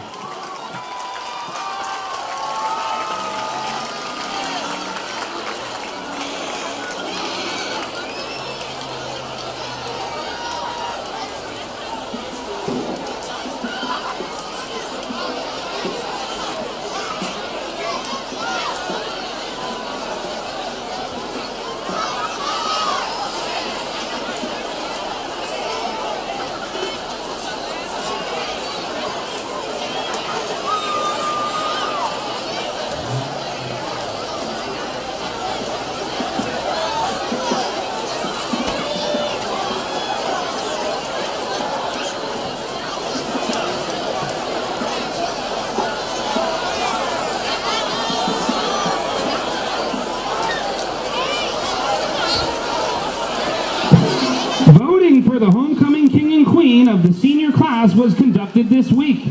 In a very close vote, we now have a new homecoming king and queen.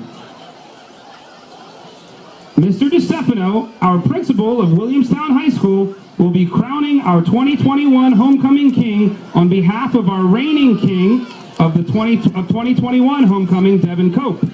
We are happy to welcome back to the WHS football field our reigning 2020 homecoming queen, Cassidy Waller, to crown our 2021 homecoming queen.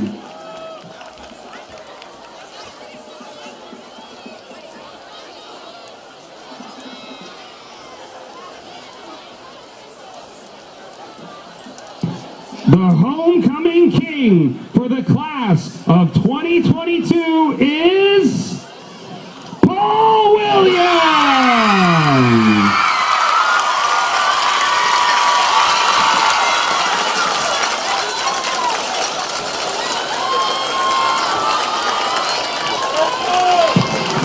The homecoming queen for the class of 2022 is Zoe Ford!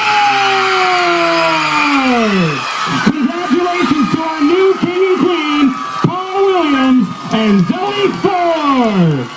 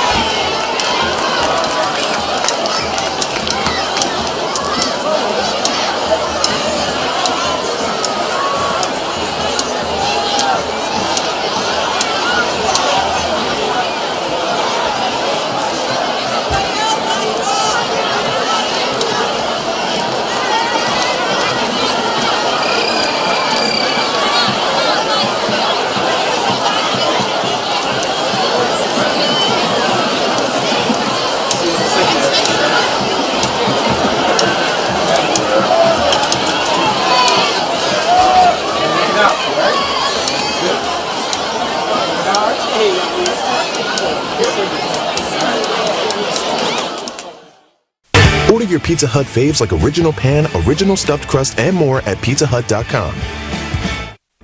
What's the recipe for surprising the kids, treating yourself, and ditching dish duty? You're looking at it. Order your Pizza Hut faves like original pan, original stuffed crust, and more at PizzaHut.com. No one out-pizzas the Hut. Big day of closet organizing and jigsaw puzzling? Get Pizza Hut's Big Dinner Box, 2 medium pizzas, breadsticks, and your choice of pasta or wings. Sealed for your safety, all in one box. Choose contactless delivery or new curbside pickup at PizzaHut.com.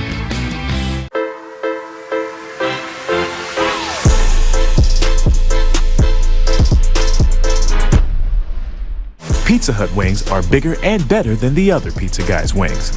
No one outwings the Hut. No one out-cheeses, out-meats, out-supremes, out-crusts, or outstuffs the Hut. Because when it comes to making your favorites, no one out-pizzas the Hut.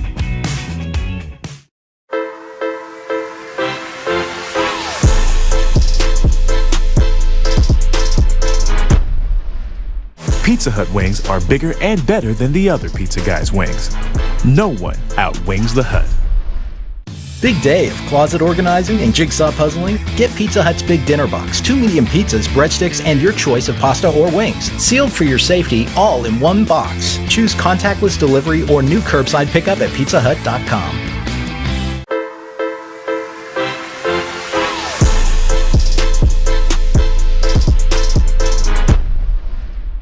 Pizza Hut wings are bigger and better than the other pizza guys' wings. No one outwings the Hut. No one out-cheeses, out-meats, out-supremes, out-crusts, or outstuffs the Hut. Because when it comes to making your favorites, no one out-pizzas the Hut.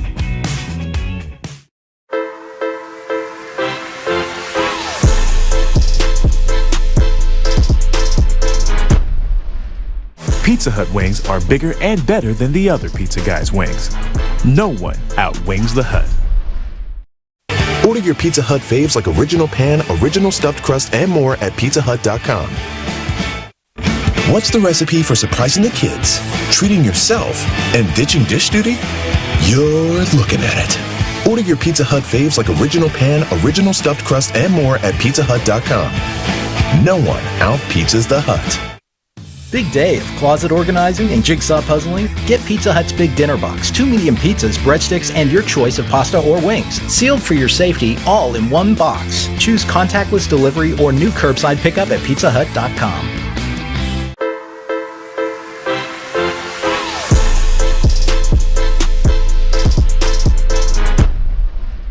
Pizza Hut wings are bigger and better than the other pizza guys' wings. No one outwings the Hut.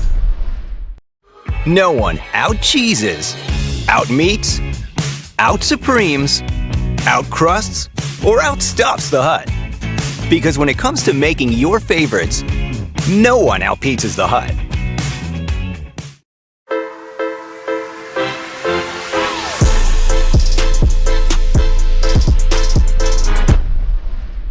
Pizza Hut wings are bigger and better than the other pizza guys' wings. No one outwings the Hut. Big day of closet organizing and jigsaw puzzling? Get Pizza Hut's Big Dinner Box, 2 medium pizzas, breadsticks, and your choice of pasta or wings. Sealed for your safety, all in one box. Choose contactless delivery or new curbside pickup at PIZZAHUT.com.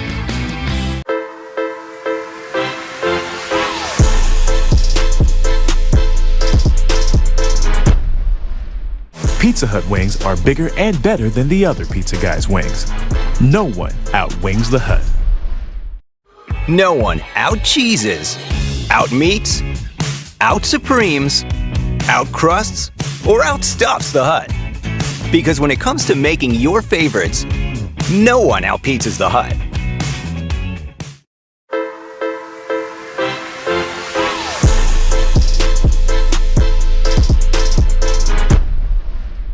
Pizza Hut wings are bigger and better than the other pizza guys' wings.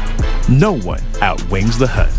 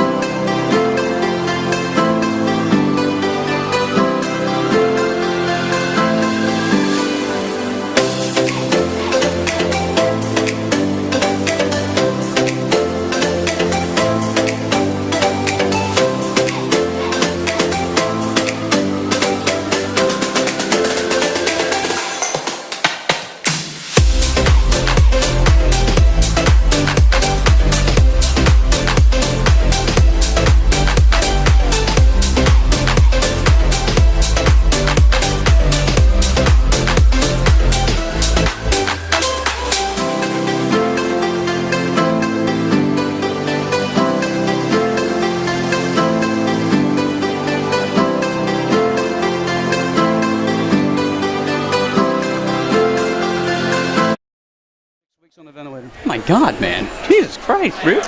Welcome back, everybody, to Williamstown. Halftime score 27-0. Millville is in front of the Braves. Millville coming into this game, they are 4-1. Their only loss was against the Prep.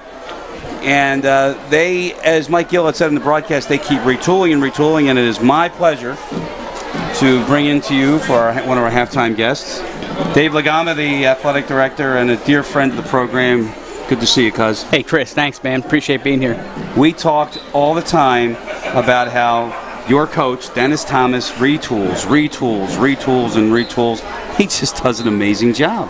Yeah, Dennis does a wonderful job making sure that the kids that the seniors are teaching the younger kids. Dennis does a great job coaching our kids, coaching our coaches, running our program, and our program is in a good spot, good shape from top to bottom. He works with the works with the midget league, our junior league program, the Holly City Midget Football League, and has a great relationship with those folks. So when the kids do come up to our program, they're used to who Coach Thomas is, and like you said, he just continues to retool, man, every year. And the other thing too is, I mean, because you have such an influence from the athletic level position with. Let's put it this way, okay? You got guys that are going to the higher level, right? Mm-hmm. Obviously, the biggest name is Mike Trout, okay? Sure. But the fact that you still have contact with them and you still keep in touch, and it just says a lot about your program. It really does. We have a lot, yeah. And I'm thinking about just football. You mentioned Mike, Mike Trout, and you got. All right, go to football. No. And you got Buddy Kennedy playing baseball too, and football. You got Solomon, who's now up at playing at Pitt. Other guys that are playing college ball. We got kids that are going to be, LeQuint that's going to be going to Syracuse University, and from a football standpoint, I can tell you Dennis does a really good job staying in contact with all of his kids, whether they're going to college or not, and he is a good coach and a great role model and a better man, and I think that's and he's genuine. I think that's what the kids see from him, and I think they have a lot of trust in what he has to say and what he has to do.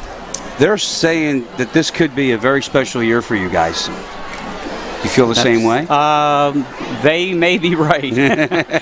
It's off to a good start, obviously. The team's looking really sharp.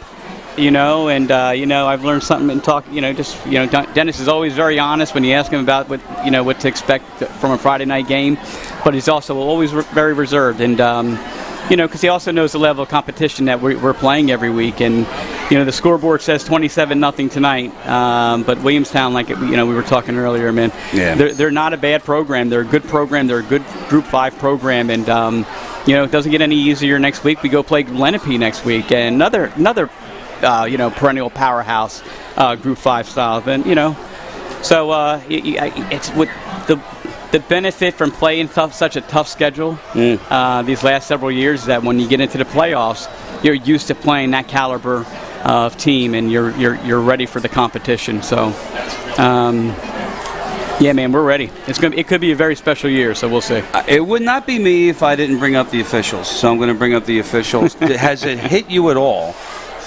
that there's a shortage of officials, or have we been able to skate out of it a little bit? Football-wise, I think we've been all right. Thursday night, they haven't approached you to change games, anything like that? No, I got to be honest. Football officials have done a wonderful job making, keeping us on schedule. I know other organizations, other sports have had some issues with that, and I got to tell you, those assigners have worked with us, and and we've worked with them, and we've all gotten creative as far as instead of playing like a soccer game side by side, we're now playing soccer varsity then with JV afterwards, just to make sure the kids get an opportunity to play. But it's working out for those sports. But for football, haven't really felt the lack thereof officials just yet. So maybe in the coming years, I don't know. Hopefully they get that fixed before.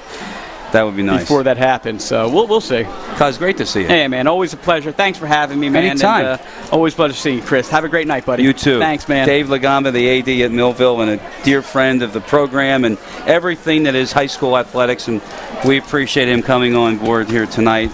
As we get ready to start the second half here on BFA, Chris Losey, Mike Gill filling in for Coffee Jones, as well as Kenzie Garrett. We're going to hear from her in just a second.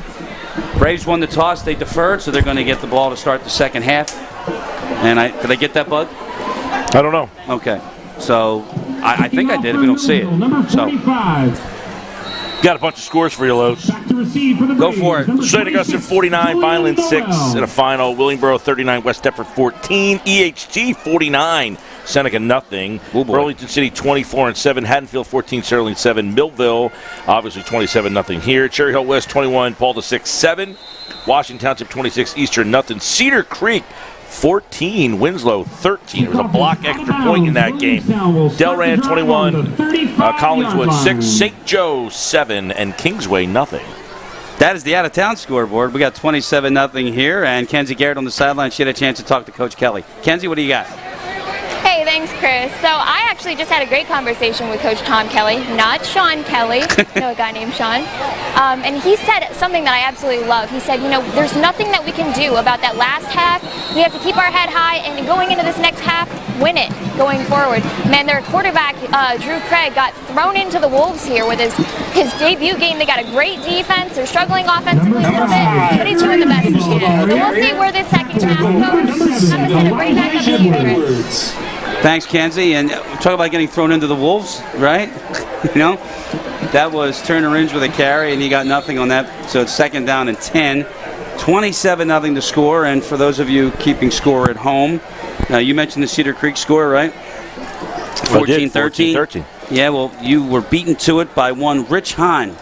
Outstanding line judge, good friend from the old Atlantic chapter officials. He's there watching, and he's telling us that good baseball man. We're doing a great job. Mike is a nice pickup. You don't understand, though. See, Rich, no, you don't replace a Coffee Jones. What do you do? What did I do? No, you didn't do anything. Anyway, we've got an injured Brave on the field. Who is that? Is that a 21? That would be like Chad Davis. Yep, it is, and we'll check on his condition when we come back. Order your Pizza Hut faves like original pan, original stuffed crust, and more at PizzaHut.com. What's the recipe for surprising the kids, treating yourself, and ditching dish duty? You're looking at it. Order your Pizza Hut faves like original pan, original stuffed crust, and more at PizzaHut.com. No one out-pizzas the Hut. Big day of closet organizing and jigsaw puzzling? Get Pizza Hut's Big Dinner Box. 2 medium pizzas, breadsticks, and your choice of pasta or wings. Sealed for your safety, all in one box. Choose contactless delivery or new curbside pickup at PizzaHut.com. Oh, you're going to show. Chad Davis being helped off the field. Welcome you back. Start of the second half here tonight on BFA. Chris Losey, Mike Gill, Kenzie Garrett. Ball at the 35. Second down now and 10. And my bad for not starting the clock. That pass is incomplete. Batted down at the line of scrimmage. Third down and 10 coming up. Try to set up a screen in Millville. Just too athletic. And that's the key there, is the athletes that Millville has up front. Elijah Edwards, a senior. I mean, he's just a big dude getting off the edge there. They try to set that screen. He just gets the hands up and bats it down. You see, and you mentioned the height of the quarterback, 5'8". He tries to throw that up over. It's a good shot here, by the way. Tries to throw that up over, and he just can't get it over Elijah Edwards. And we've got some serious camera action going on here tonight. 4 cameras set up. Third down and 10 at the 35. The marker's the 45. I'm going to decline the sandwich so you guys can have it because we have a plan. Christy and I are going. She has a hankering for a French onion. I love a French onion. I have pictures of French onion in my phone. You have to share those. Now, we went to one place, and of course, if they don't sponsor the broadcast, unfortunately, we can't mention them on camera, but they're in Westville, and they use a pair of scissors with the cheese, and they give you the scissors. Wow. You remember that, honey? Yeah, she's just nodding. So that was their number 2, but the one at the airport circle in Camden is still number 1 because it tastes like it's got the droppings from the pan. It's really good. I like a good burnt cheese. Yeah, all of it. Lantine gets the punt away from the 35. Look at those moves. That's sharp. and he gets 3 yards. So 44-yard kick, 3 on the return, and we'll come back. We'll talk about French onion soup. We'll talk about Pizza Hut, because they sponsor our broadcast. Back with more after this.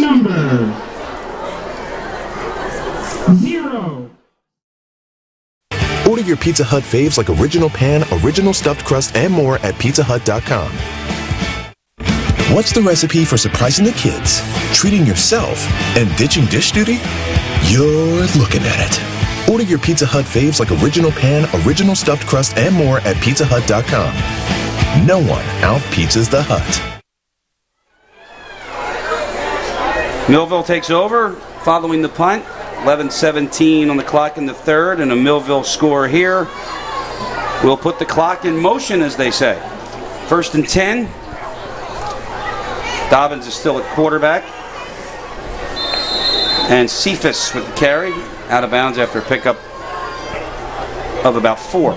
2nd down and 6 coming up. Let's go back to Kenzie. We have Kenzie. Here we go. Hi, Kenzie. You're on. Hey guys, I just have an injury update on Chad Davis. It looks like his ankle is very hurt. They're going to have him sit it out for a couple minutes, see how he feels, try walking on it a bit, and we'll see if he gets back in that game. Back up to you guys. That would be a huge blow to an already, seems like, decimated team for the Braves, and that is a flag on the play and following that carry. It would be a 3rd and 4, but now we'll check the flag. Not a lot of penalties tonight. Been a clean game for the most part.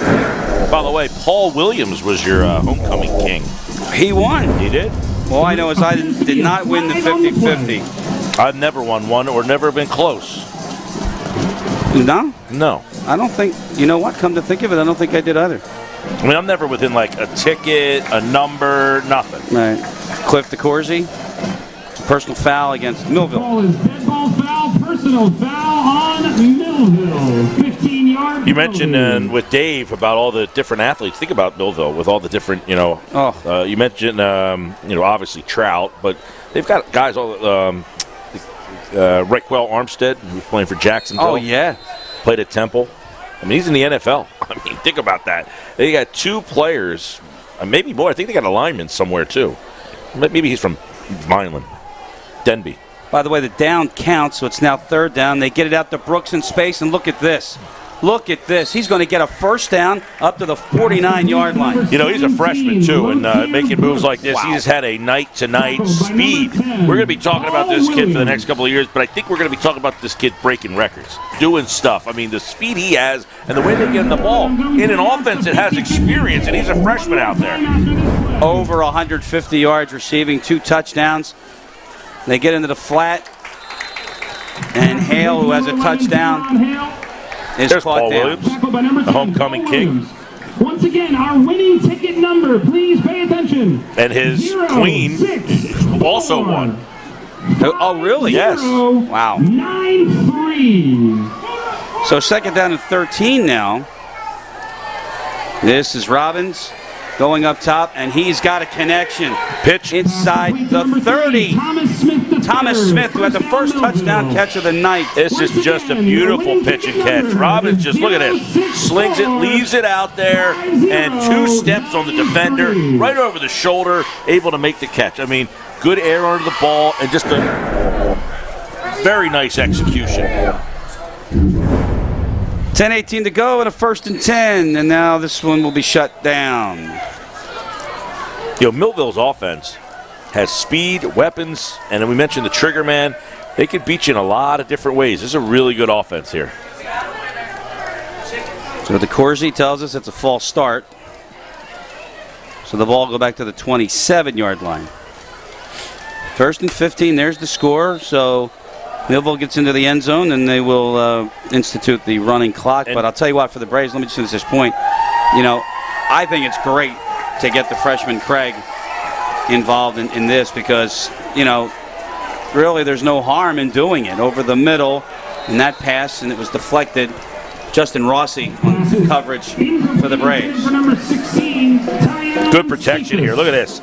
Steps up, has time, slings it, but good coverage in the secondary. Rossi gets a hand in there. They had bracket cover front and back. So they did a good job of protection up front. I was just about to interject. Yeah, they've got great skill, but their linemen are fast, athletic. But look at the size of their offensive line, and they're not, big on athletic guys. These guys are long, lean. Ball is offsides on the This is going to go against the Braves, so it's going to bring the penalty yardage back. So it'll be 2nd and 10 now. By the way, for those of you watching on the video, 57, Blatchwitz, he's a freshman. This kid's a freshman playing right tackle. Wow. I mean, he looks like an NFL lineman. Wow. Look at the speed. I mean, just zone in. It's 27-0, so stop watching all the skill players do stuff. Watch 57 and his technique. This kid's a freshman. He's going Division I. I mean, I'm going to make that proclamation. Watch 57. If we could get the camera just to go on 57. Watch this kid 57. He could see over everybody else on the line. Just watch his footwork, though. And I'm sure he'll get beat here, but watch his footwork. Well, we'll stay with it. Let's see. Oh, he's getting out. Look at the athletic ability, though. That's a screen, and Allen. They ran the same play that they did when it was shut down on the penalty. Allen, tackled by number 26. And that got sniffed out by Julian Noel. And by the way, 57's already down the field blocking. Look at him. He's already down the field blocking. Why isn't it ineligible downfield? Well, the pass was already caught. No, it's behind the line of scrimmage. Well, once the screen, you can get up the field and block. Only if the ball is caught, like you said, but that ball was in the air. I mean, they took off. All right, we'll watch 57 again. By the way, 53's dominating, too. Wide open, far side. Robbins has a man, and Bauman. Marcus Offer, the left tackle, he's a freshman, too. You know who had big bodies like that in the junior classes? The prep. They always had big guys. Remember we called Mayo. We called them extra Mayo. The 2 tackles for Millville are freshmen. Watch these kids. Look at 53. My gosh. Allen gets a yard. You're excited about that. Well, they don't get a lot of pump, right? That's fine. Allen gets his name called every play. All right, we don't need to call Allen anymore tonight. Offer. Look at this. Blatchwitz. Those 2 guys. That's who need to get they need to get more recognition. 53 is a freshman, and he's dominating. Clock stops. You're damn right I'm happy about that. And I was a running back, so I don't care about the linemen. But tonight, these linemen, they deserve it. False start going against Millville. 8:33 to go. By the way, Millville has the ball inside where they did have it. And Dino, by the way, he's a junior. This line's back next year. This team's, they're legit. Mm-hmm. So the ball is now back at the 14 where it's 2nd and goal. Dobbins chased out and in trouble, and the 2nd sack of the night. And again, it was Mason Brown. 2nd one for Ralph, and he just works hard. You see the time, but he just gets past Offer, comes from the backside. Beat 53, right? Yeah, that's a senior working on a freshman over there. That's Offer, yep. Offer's a freshman. Okay. The sack, which was Mason Brown. Well, I did like, though, his reaction after he got beat. Mason Brown, by the way, is a junior. Pounded the grass. 3rd and goal, they set up a screen. There's the block by Offer. And look at this. Bauman will find the end zone. It's a touchdown for Millville. Now they're going to run this back, and you're going to see 53 spring a block here right at the point of attack. Here's the screen, catches it in motion. There's the block. That block pushes him out. That's a freshman getting out in the open, and just very good by Bowman. Do we have that again, David? There was another really good block. We can rack that up again. On to attempt the extra point, number 45. So we'll wait for the extra Number point. 9, Jacob Zamat on the hold. This is Reynes, the extra point. Block. And he's 2 for 4. Here it is again. Good. The score. Take it to the break. There's the catch. There's the block by Offer. Then another block. Ooh, that might have been in the back. I don't know. That might have been an illegal block. Now you call. Now see what you did. You put the replay on. Then we had to watch it. You called out that official. You missed that crack. I don't illegal know. block in the back. That's not why I said it. That's why they scored there. It was the block that sprung them. We'll come back with the running clock here in Williamstown.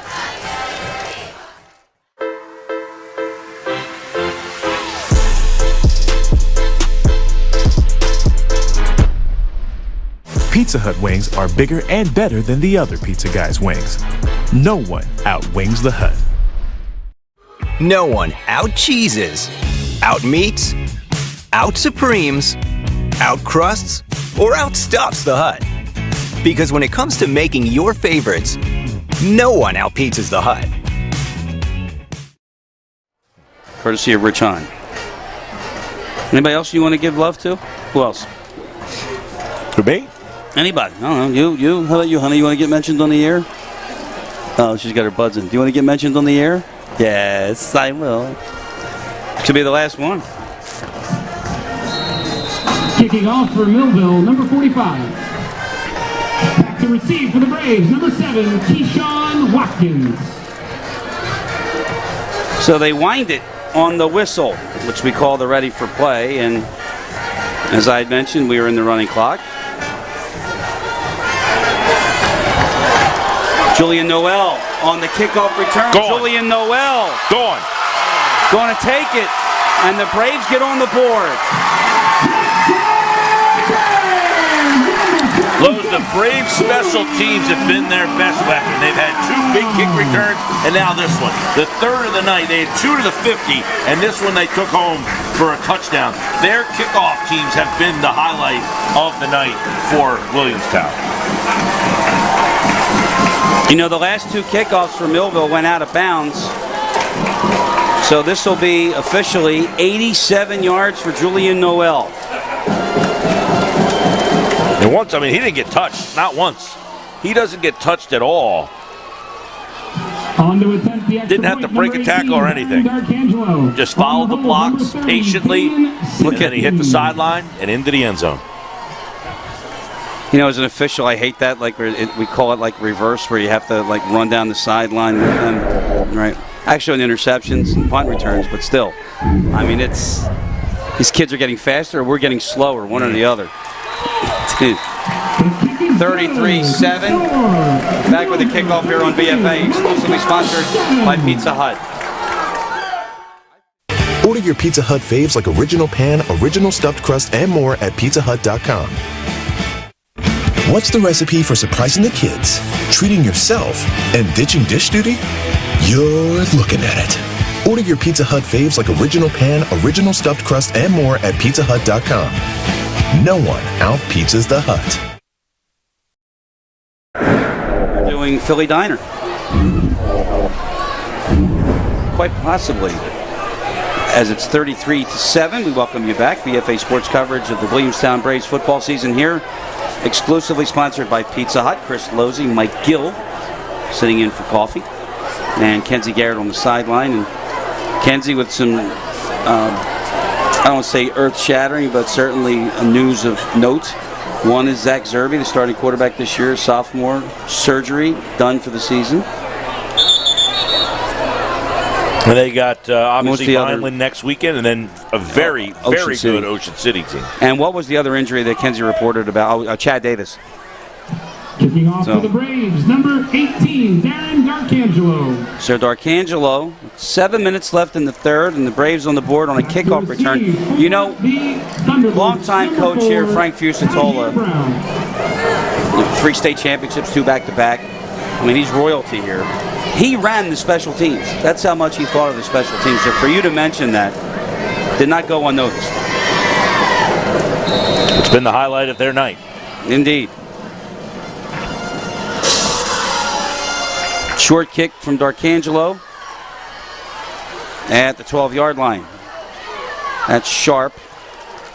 And he's out to the 32. Number 6, Naeem Sharp on the return. BFA Sports remind you, we have the baseball showcases coming up. Lancaster and Aberdeen, Maryland. And just an unbelievable slate of programming for you to watch. College coaches, we hear it all the time, like how college coaches are watching these showcases and are able to extend their offers for recruitment, and it's all thanks to BFA. Phenomenal. In fact, I know Doug is in the camper tonight. He is. He is. When you got to watch for the camper pulling up at a campus near you now. And we got a timeout. He asked me, did I want to go for the in the camper for the ride, or did I want to do this? I got the short end of this stick tonight. You know, that's the second time that you have put me down. The last time was when I did the play in the South Jersey final. Quote, why do you think I'm stuck with you two?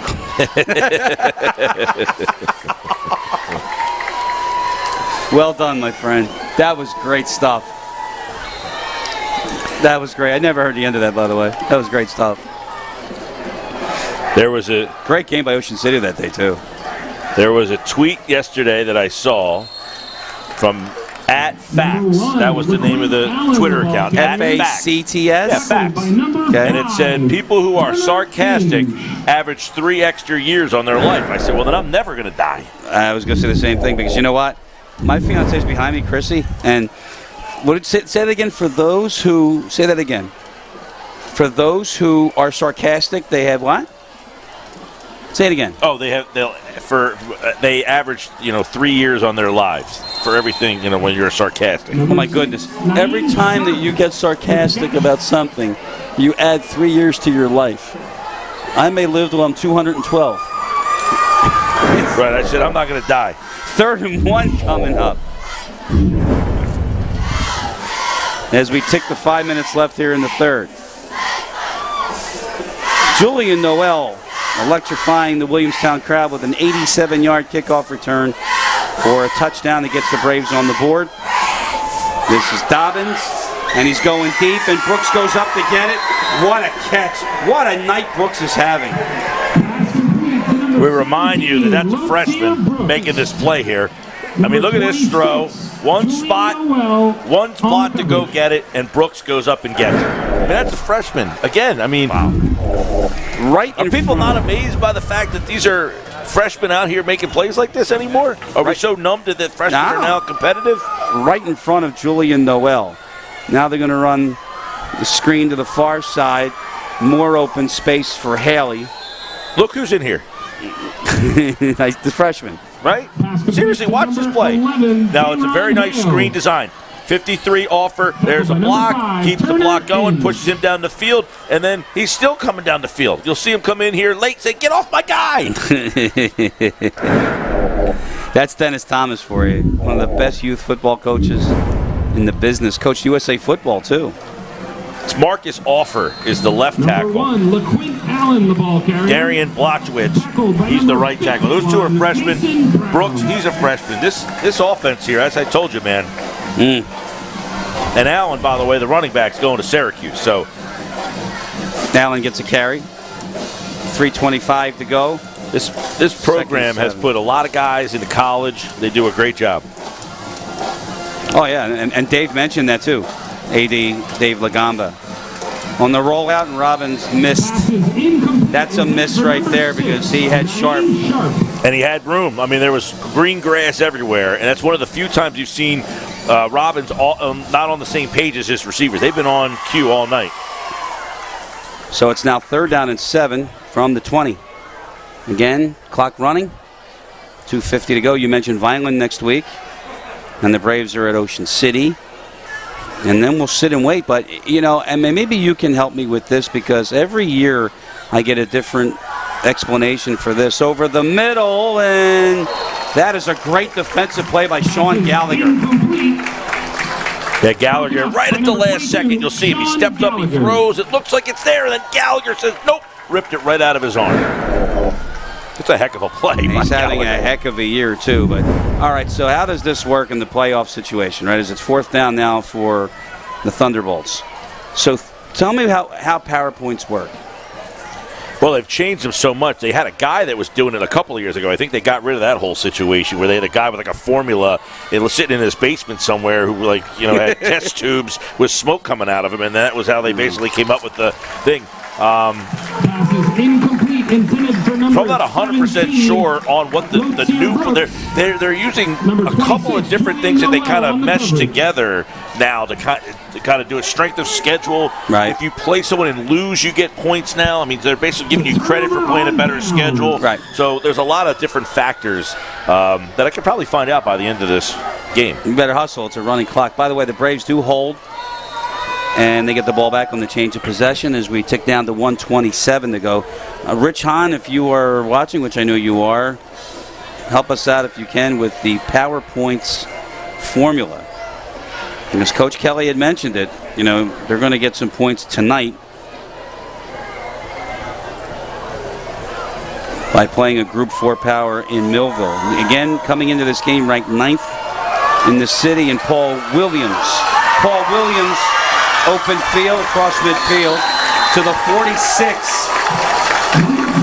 34 on the run by Williams.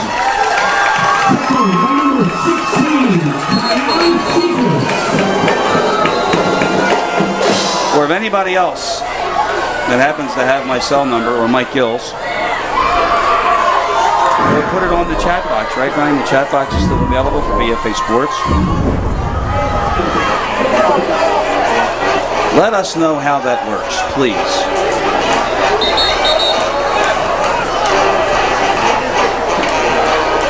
So for wins, 100% of the opponent's SI rating. For losses, 50% of the opponent's SI rating. For ties, 75% of the opponent's SI ratings. Whoa, wait a minute.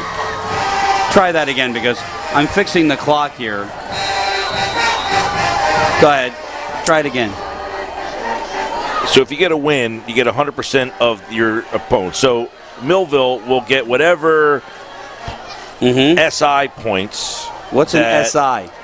Strength index. Thank you. Okay, now we're talking. So however many points Williamstown has, Millville will collect 100% of those. Williamstown will get 50% of Millville's SI number. Okay. Inch out of bounds at the sideline after pickup of 4. And then pushed out by number 8, Callum Bowman. The expected outcome of a game is determined by the SI values. I mean, there's a whole bunch of, again, a lot of quality points. If you win by a certain amount, I think that gets factored in here. Okay. It's the end of the third quarter here in Williamstown. You get residuals, too. Hold on that. 12 minutes to go. We'll hear about residuals here on BFA. Millville 33.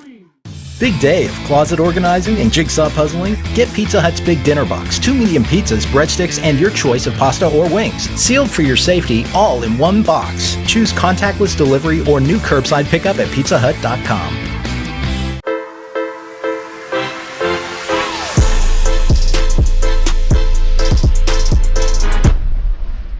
Pizza Hut wings are bigger and better than the other pizza guys' wings. No one outwings the Hut. Can you hear me? After the first play. So you hear John Shields, the PA announcer, mentioning the college alumni of Williamstown currently in, at the Division I, Division II, and Division III levels. And when we came back from the break, you mentioned Donovan Isaraku, Boston College, right? Outstanding pass rusher. Aaron, you right there? Aaron Lewis. See, and you got, of course, the guys from Sacred Heart, Jonathan Wood. There you go, Aaron Lewis at Rutgers. So just unbelievable talent at the higher level. So we start the fourth quarter here with a 2nd down and 6 for the Braves at the 42. And the freshman is going to roll out, throws it's incomplete, looking for Watkins, and that'll bring up a 3rd down. Let's go down to Kenzie. John Watkins. Thanks, Chris. Not too much to report on after that third quarter, except for a huge boost in morale after that touchdown. So we're hoping, we got high hopes for this last quarter. Could be a miracle, could not be. I guess my hopes may be a little bit too high, but we'll see here. Back to you, Chris. Keep the faith, Kenzie. Always keep the faith. Good job. 3rd down and 6 as we have the first minute here in the fourth quarter tonight. 33-7, Millville is in front of the Braves. Braves starting a freshman, Andrew Craig, and I saw his father, Steve, as I was coming back up the steps, and I said, "What are you doing here?" And then I put 2 and 2 together. See, in my old age, I'm getting bad. I am. What are you doing here? 3rd down and 6. Craig in trouble. And he's going to get swallowed up back at the 44-yard line. He had nowhere to go, and Kevin White. Yeah, Kevin White, we've called his name a bunch tonight. And White just gets, right through. No chance for Craig. By the way, the residuals. Yep, go for it. If you beat a team earlier in the year, you will get 3 points for each win that they get the rest of the way.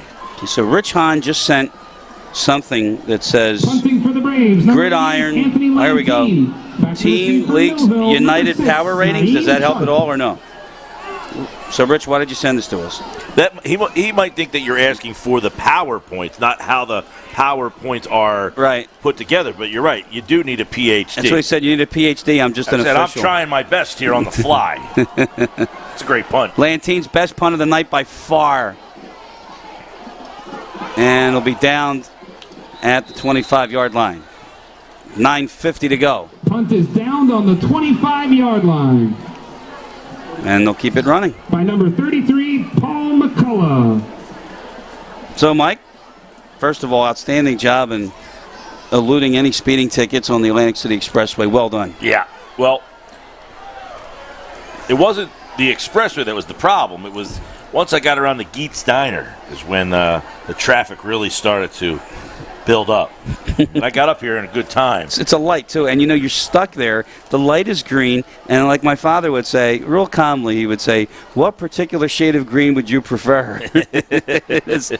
We come down to 9:05. By the way, I know my mom and dad are watching, and I wanted to give a shout-out to Mom and Dad on their 61st wedding anniversary tonight. Oh, my sister and her husband's wedding anniversary is today. It's a good day, October 15. It's a 9-yard run. Number 1, on first down for the Quinn Allen. Yeah, they're just running easy power off right tackle. Big chunks of yards. And I don't know that Allen's going to get as good of an offensive line at Syracuse as he's getting right here. You can't let that go. And now we've got an injured Brave, and that'll stop the clock with 8:30. It's Mason Brown. Yeah, Mason Brown, 2 sacks tonight. Obviously, not a great night for the Braves defense, but if you look at the second half here, they've kind of done a much better job. They got a stop down there the last time. Tom Kelly. Brian Cope, see him in the blue windbreaker. He's the vice president of the Williamstown Football Huddle Club, and he's the glue that keeps everything together for us, and we could not do this without him, and we thank him. I mean, every game he's got everything perfect for us, including the rosters. He gets the coaches to Pizza Hut on time for the coaches show. There he is. He just does a phenomenal job. The president is Darren Page, Dr. Stephen Ray. The 3 members of that board on the Huddle Club, they just do a wonderful job. There is Dr. Ray with the facial growth. There he is. This is, let me tell you, this is first class through and through here in Williamstown. Thanks to them. I've been here many a times. I did a Williamstown Atlantic City playoff game a couple of years ago. And, man, this is a program that really is top-notch. I mean, in terms of the success that they've had, but also the people that run it. Here. This is Allen off the right side. LaQuinn Allen gets his first big gainer, breaks 1 tackle, and down the sideline he goes. Watkins is going to try to catch him, and he does. Just short of the goal line. Number 1, LaQuinn Allen, the ball. And here's Allen just again off the right side, gets a block, hits the outside. And look at this. He gets through 3, runs through a tackle, and then just completely outruns everybody, and then just can't get enough. Falls short. So the ball now at the 1, and it's 1st and goal. You're in the running clock situation. You're thinking to yourself, last week Millville scored 52, and you're thinking, how do you get 52 in with the clock running? Well, with this offense, you see how. Oh, yeah. Allen finds the end zone. Adds to the Millville lead. Allen. Just an easy inside handoff, and Millville continues to show why they're the #1 seed in Group 4. And you people last weekend, we didn't see that St. Augustine Holy Spirit game, and you may wonder, is St. Augustine that good? They beat this Millville team. Oh, yeah. Think about that. They did. They did. And you know what's funny? We did not do the game, but when we talked to Coach Kelly, when they matched up against the Prep, he said it was closer than the score indicated. They were in that ball game. Millville 47, Millville. 7:32 to go. Kickoff next. Order your Pizza Hut faves like original pan, original stuffed crust, and more at PizzaHut.com. What's the recipe for surprising the kids, treating yourself, and ditching dish duty? You're looking at it. Order your Pizza Hut faves like original pan, original stuffed crust, and more at PizzaHut.com. No one out-pizzas the Hut. So we're having a lot of fun with John Shields, the PA announcer here at Williamstown. He said because he's saying that the kicker, remember we said number 45, and we don't have a number 45 on the roster. But if you go and you peruse the roster for Millville, there's a K next to 0. And he's the only K on the roster. Right. So process of elimination, you would think. So what did he call him? He's just saying kicking number 45. Oh. So it's Jaden Reynes. You think? The junior. I've been calling him Reynes all night. Well, you also called the quarterback by the PA That's announcer's different. name. No, by the clock operator, and that's different. Half a dozen, one or the other. Kicking off for Millville. The PA guy, the clock operator. I mean, you called the quarterback by the wrong name. I know. You called him a guy working down the hallway. I know. I know. I'm sorry. See, so no, you're assuming then that this guy is the kicker. Reynes is the kicker. I'm assuming that. I may send my fiance up there and go find out.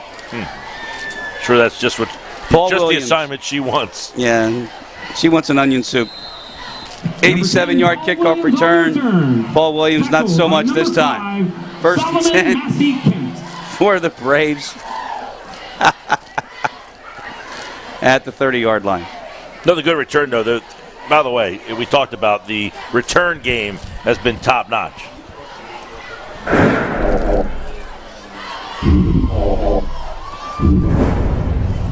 All right, now we got Kenzie on the case now because she's back in the booth, and we're going to have her go up there, and we're going to find out for sure, okay? Yeah. Enough of that nonsense, right? Clock running, 6.5 to go. Thanks for stepping up tonight, my friend, though. Really, good to see you. I know, I texted you. I said, hey, do you have rosters for the game? And you wrote 4. 4, yeah. Listen, I just work here. Nobody tells me anything. Turner Inge gets 5 on the play. Turner Inge, the ball carrier. Tackled by number 61, Tyler Trailer McKnight. Good blocking up front. Inge follows it nicely. Yeah, it's a perfect picture to put it in there. Actually, we got to do another one because it's in the way of the. All right. Yeah, Second 4. and 5. I'm calling the game with you tonight. Attaboy. No, I knew about a month ago. I knew about 3 hours ago. Whoops. I got a call and said, hey, are you available to do the game on the 15th? I said, yeah, sure. But the only problem is I'm going to be coming in hot. I like that. It's like, what does that mean? You got the police behind you or what? I don't know what you meant. Coming in hot. Wind the clock, Cliff.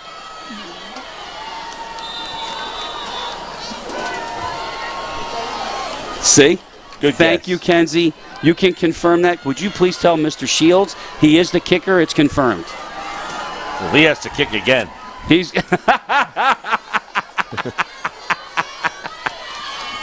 Well, that play right there. Come on. Paul Williams is dumped behind the line of scrimmage. It's Kevin White again.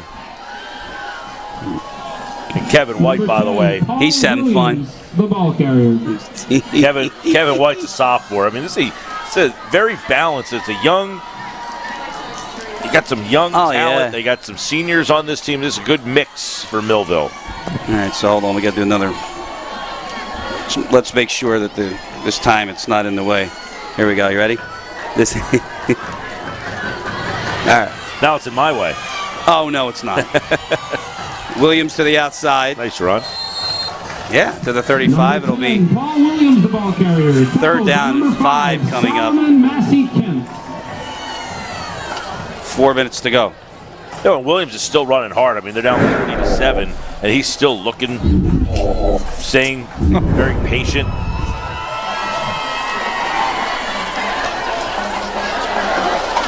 So I have to tell you, in all the years you've done this, let's go back to that Hoops Madness tournament that we did. Did you ever see anything more bizarre in your life than the Atlantic City team running out of the gym? No, that was good. Well, I was walking in as they were running out. Oh, that's right. You had the next one. Right. So I'm like coming into the arena and I'm thinking, what's going on here? You're like, what did Losey do again? Well, I was listening to the game, right? And I parked the car, I turned it off, and I'm coming in, and everybody's running out the door, and I'm walking in like, what did I miss? By the way, that was a turnover on downs. So it'll be Millville's ball at the 38 as we have 3:42 to go. Maybe that kicker will be used again. I don't know, but, you know, I would hope, though, that Mr. Shields would trust our Kenzie Garrett. Well, here's the thing. In Millville, I don't know that they are taking the first team off the field yet. Well, why not the freshmen, like you said? You do got a lot of young kids out there. Well, when you have a roster, one sheet, and you have it's like 0 to 73, but not every number is used, you may see the same. Like LaQuinn Allen is still in the game, and so is Dobbins. That's what I'm saying. You're running out your first unit. That's Paul McCullough, senior linebacker, number 33 on the stop. Tackled by number 33, Paul McCullough. It's a game of a yard. 2nd down and 9.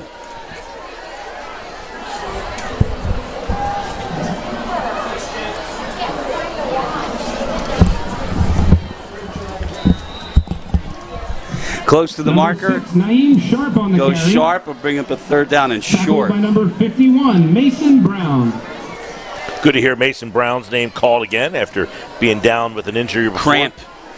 Yeah. Kenzie just told me before she went back, cramp. It's a warm night for mid-October. It is. Not that I'm complaining, but... No. You're not permitted to. With 2:20 to go. 3rd down, about 4.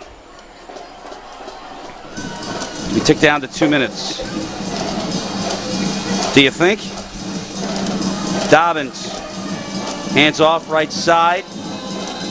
Number 6. Sharp is going to be near the marker, but he's going to be short. 4th and 1 coming up. Minute 55 to go. Nice open field tackle by Inge there. Got some people to thank now that we have an injured Brave on the field. And we'll stop the clock with 1:50 to go. That is Julian Noel. Long kickoff return for him. So who are you thanking? Tonight's game was produced. What's that? Who are you thanking? I'm gonna get to it. See, I have to have a rhythm. You know, like this game is, been presented, exclusively and all that. Copyrighted broadcast, right? Tonight's game was produced. Somebody else is using the broadcast. Yeah. Tonight's game was produced by Ryan Schumacher, produced by David Virgilio, directed by Ryan Schumacher. On camera tonight, the best 50-yard lineman in the business, Charles Hope, John Tucker on the sideline, Garrett Charles Suey, hear us? and Nick Penza. What's that? Can Charles hear us? Charles can hear us. All right. But he can't see us because we're in this Well, that booth I know. right here. Just Right? wondering if you said that because you knew he could hear. No, we say it every week. What did we say now on camera? Nick Penza was following Kenzie around on the sideline, and John Tucker is in one of the end zones, and Garrett Suey is in the other 4-camera setup. The executive producers of BFA Sports are Al Fisher, Brian Murray, and Doug Stasic. In case you were wondering, the Sixers lost their preseason finale tonight to Detroit, 112 to 108. And as they look at Julian Noel, we'll take a break and come back. 1:50 left in this one here on BFA.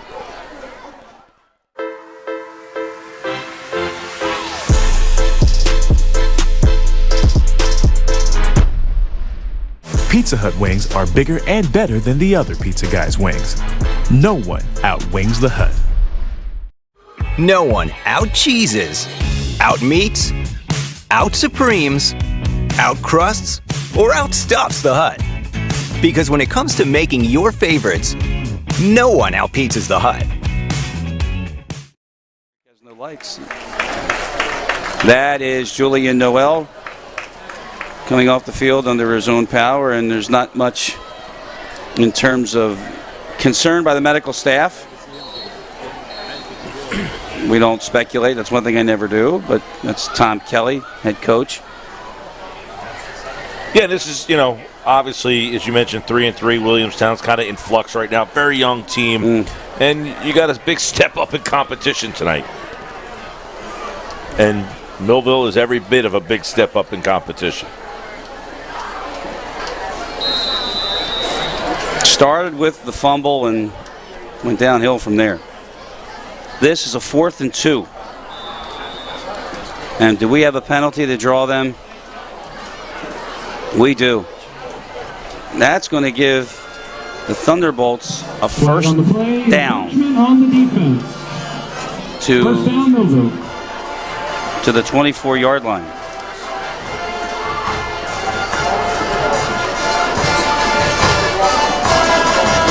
LaQuinn Allen stopped at the 10. LaQuinn Allen, the ball carrier. We got a minute 25 to go.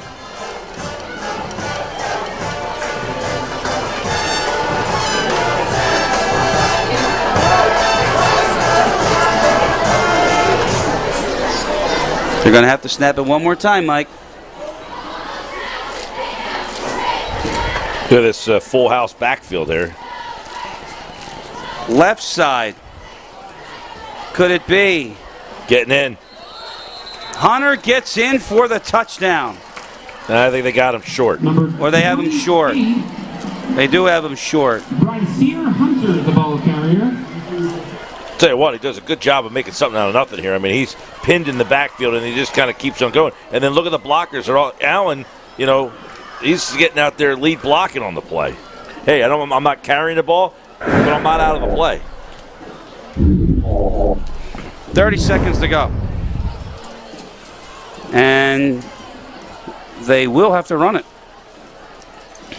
Do they take the delay of game, or they're just going to say no? They say they can elect not to. And I wonder if side judge will even bother with the count. He won't. So that'll do that. Millville, an impressive victory tonight here in Williamstown. Early lead, never look back. They go to 5-1 on the season. And for the Braves, they drop to 3-4. Final score tonight here on BFA, Millville 40, the Braves 7. Here on BFA, all the people to thank. We've already done that. So for Mike Gill, filling in for Coulter I didn't Jones. get a thank you. You all did. those people thank, not me. You did 91 miles per hour on the Atlantic City Expressway. The police, by the way, are waiting for you outside. This is Chris Lozzi. Thanks for joining us tonight. We'll see you down the road on BFA. Williamstown Braves football exclusively presented by Pizza Hut. Good night, everybody.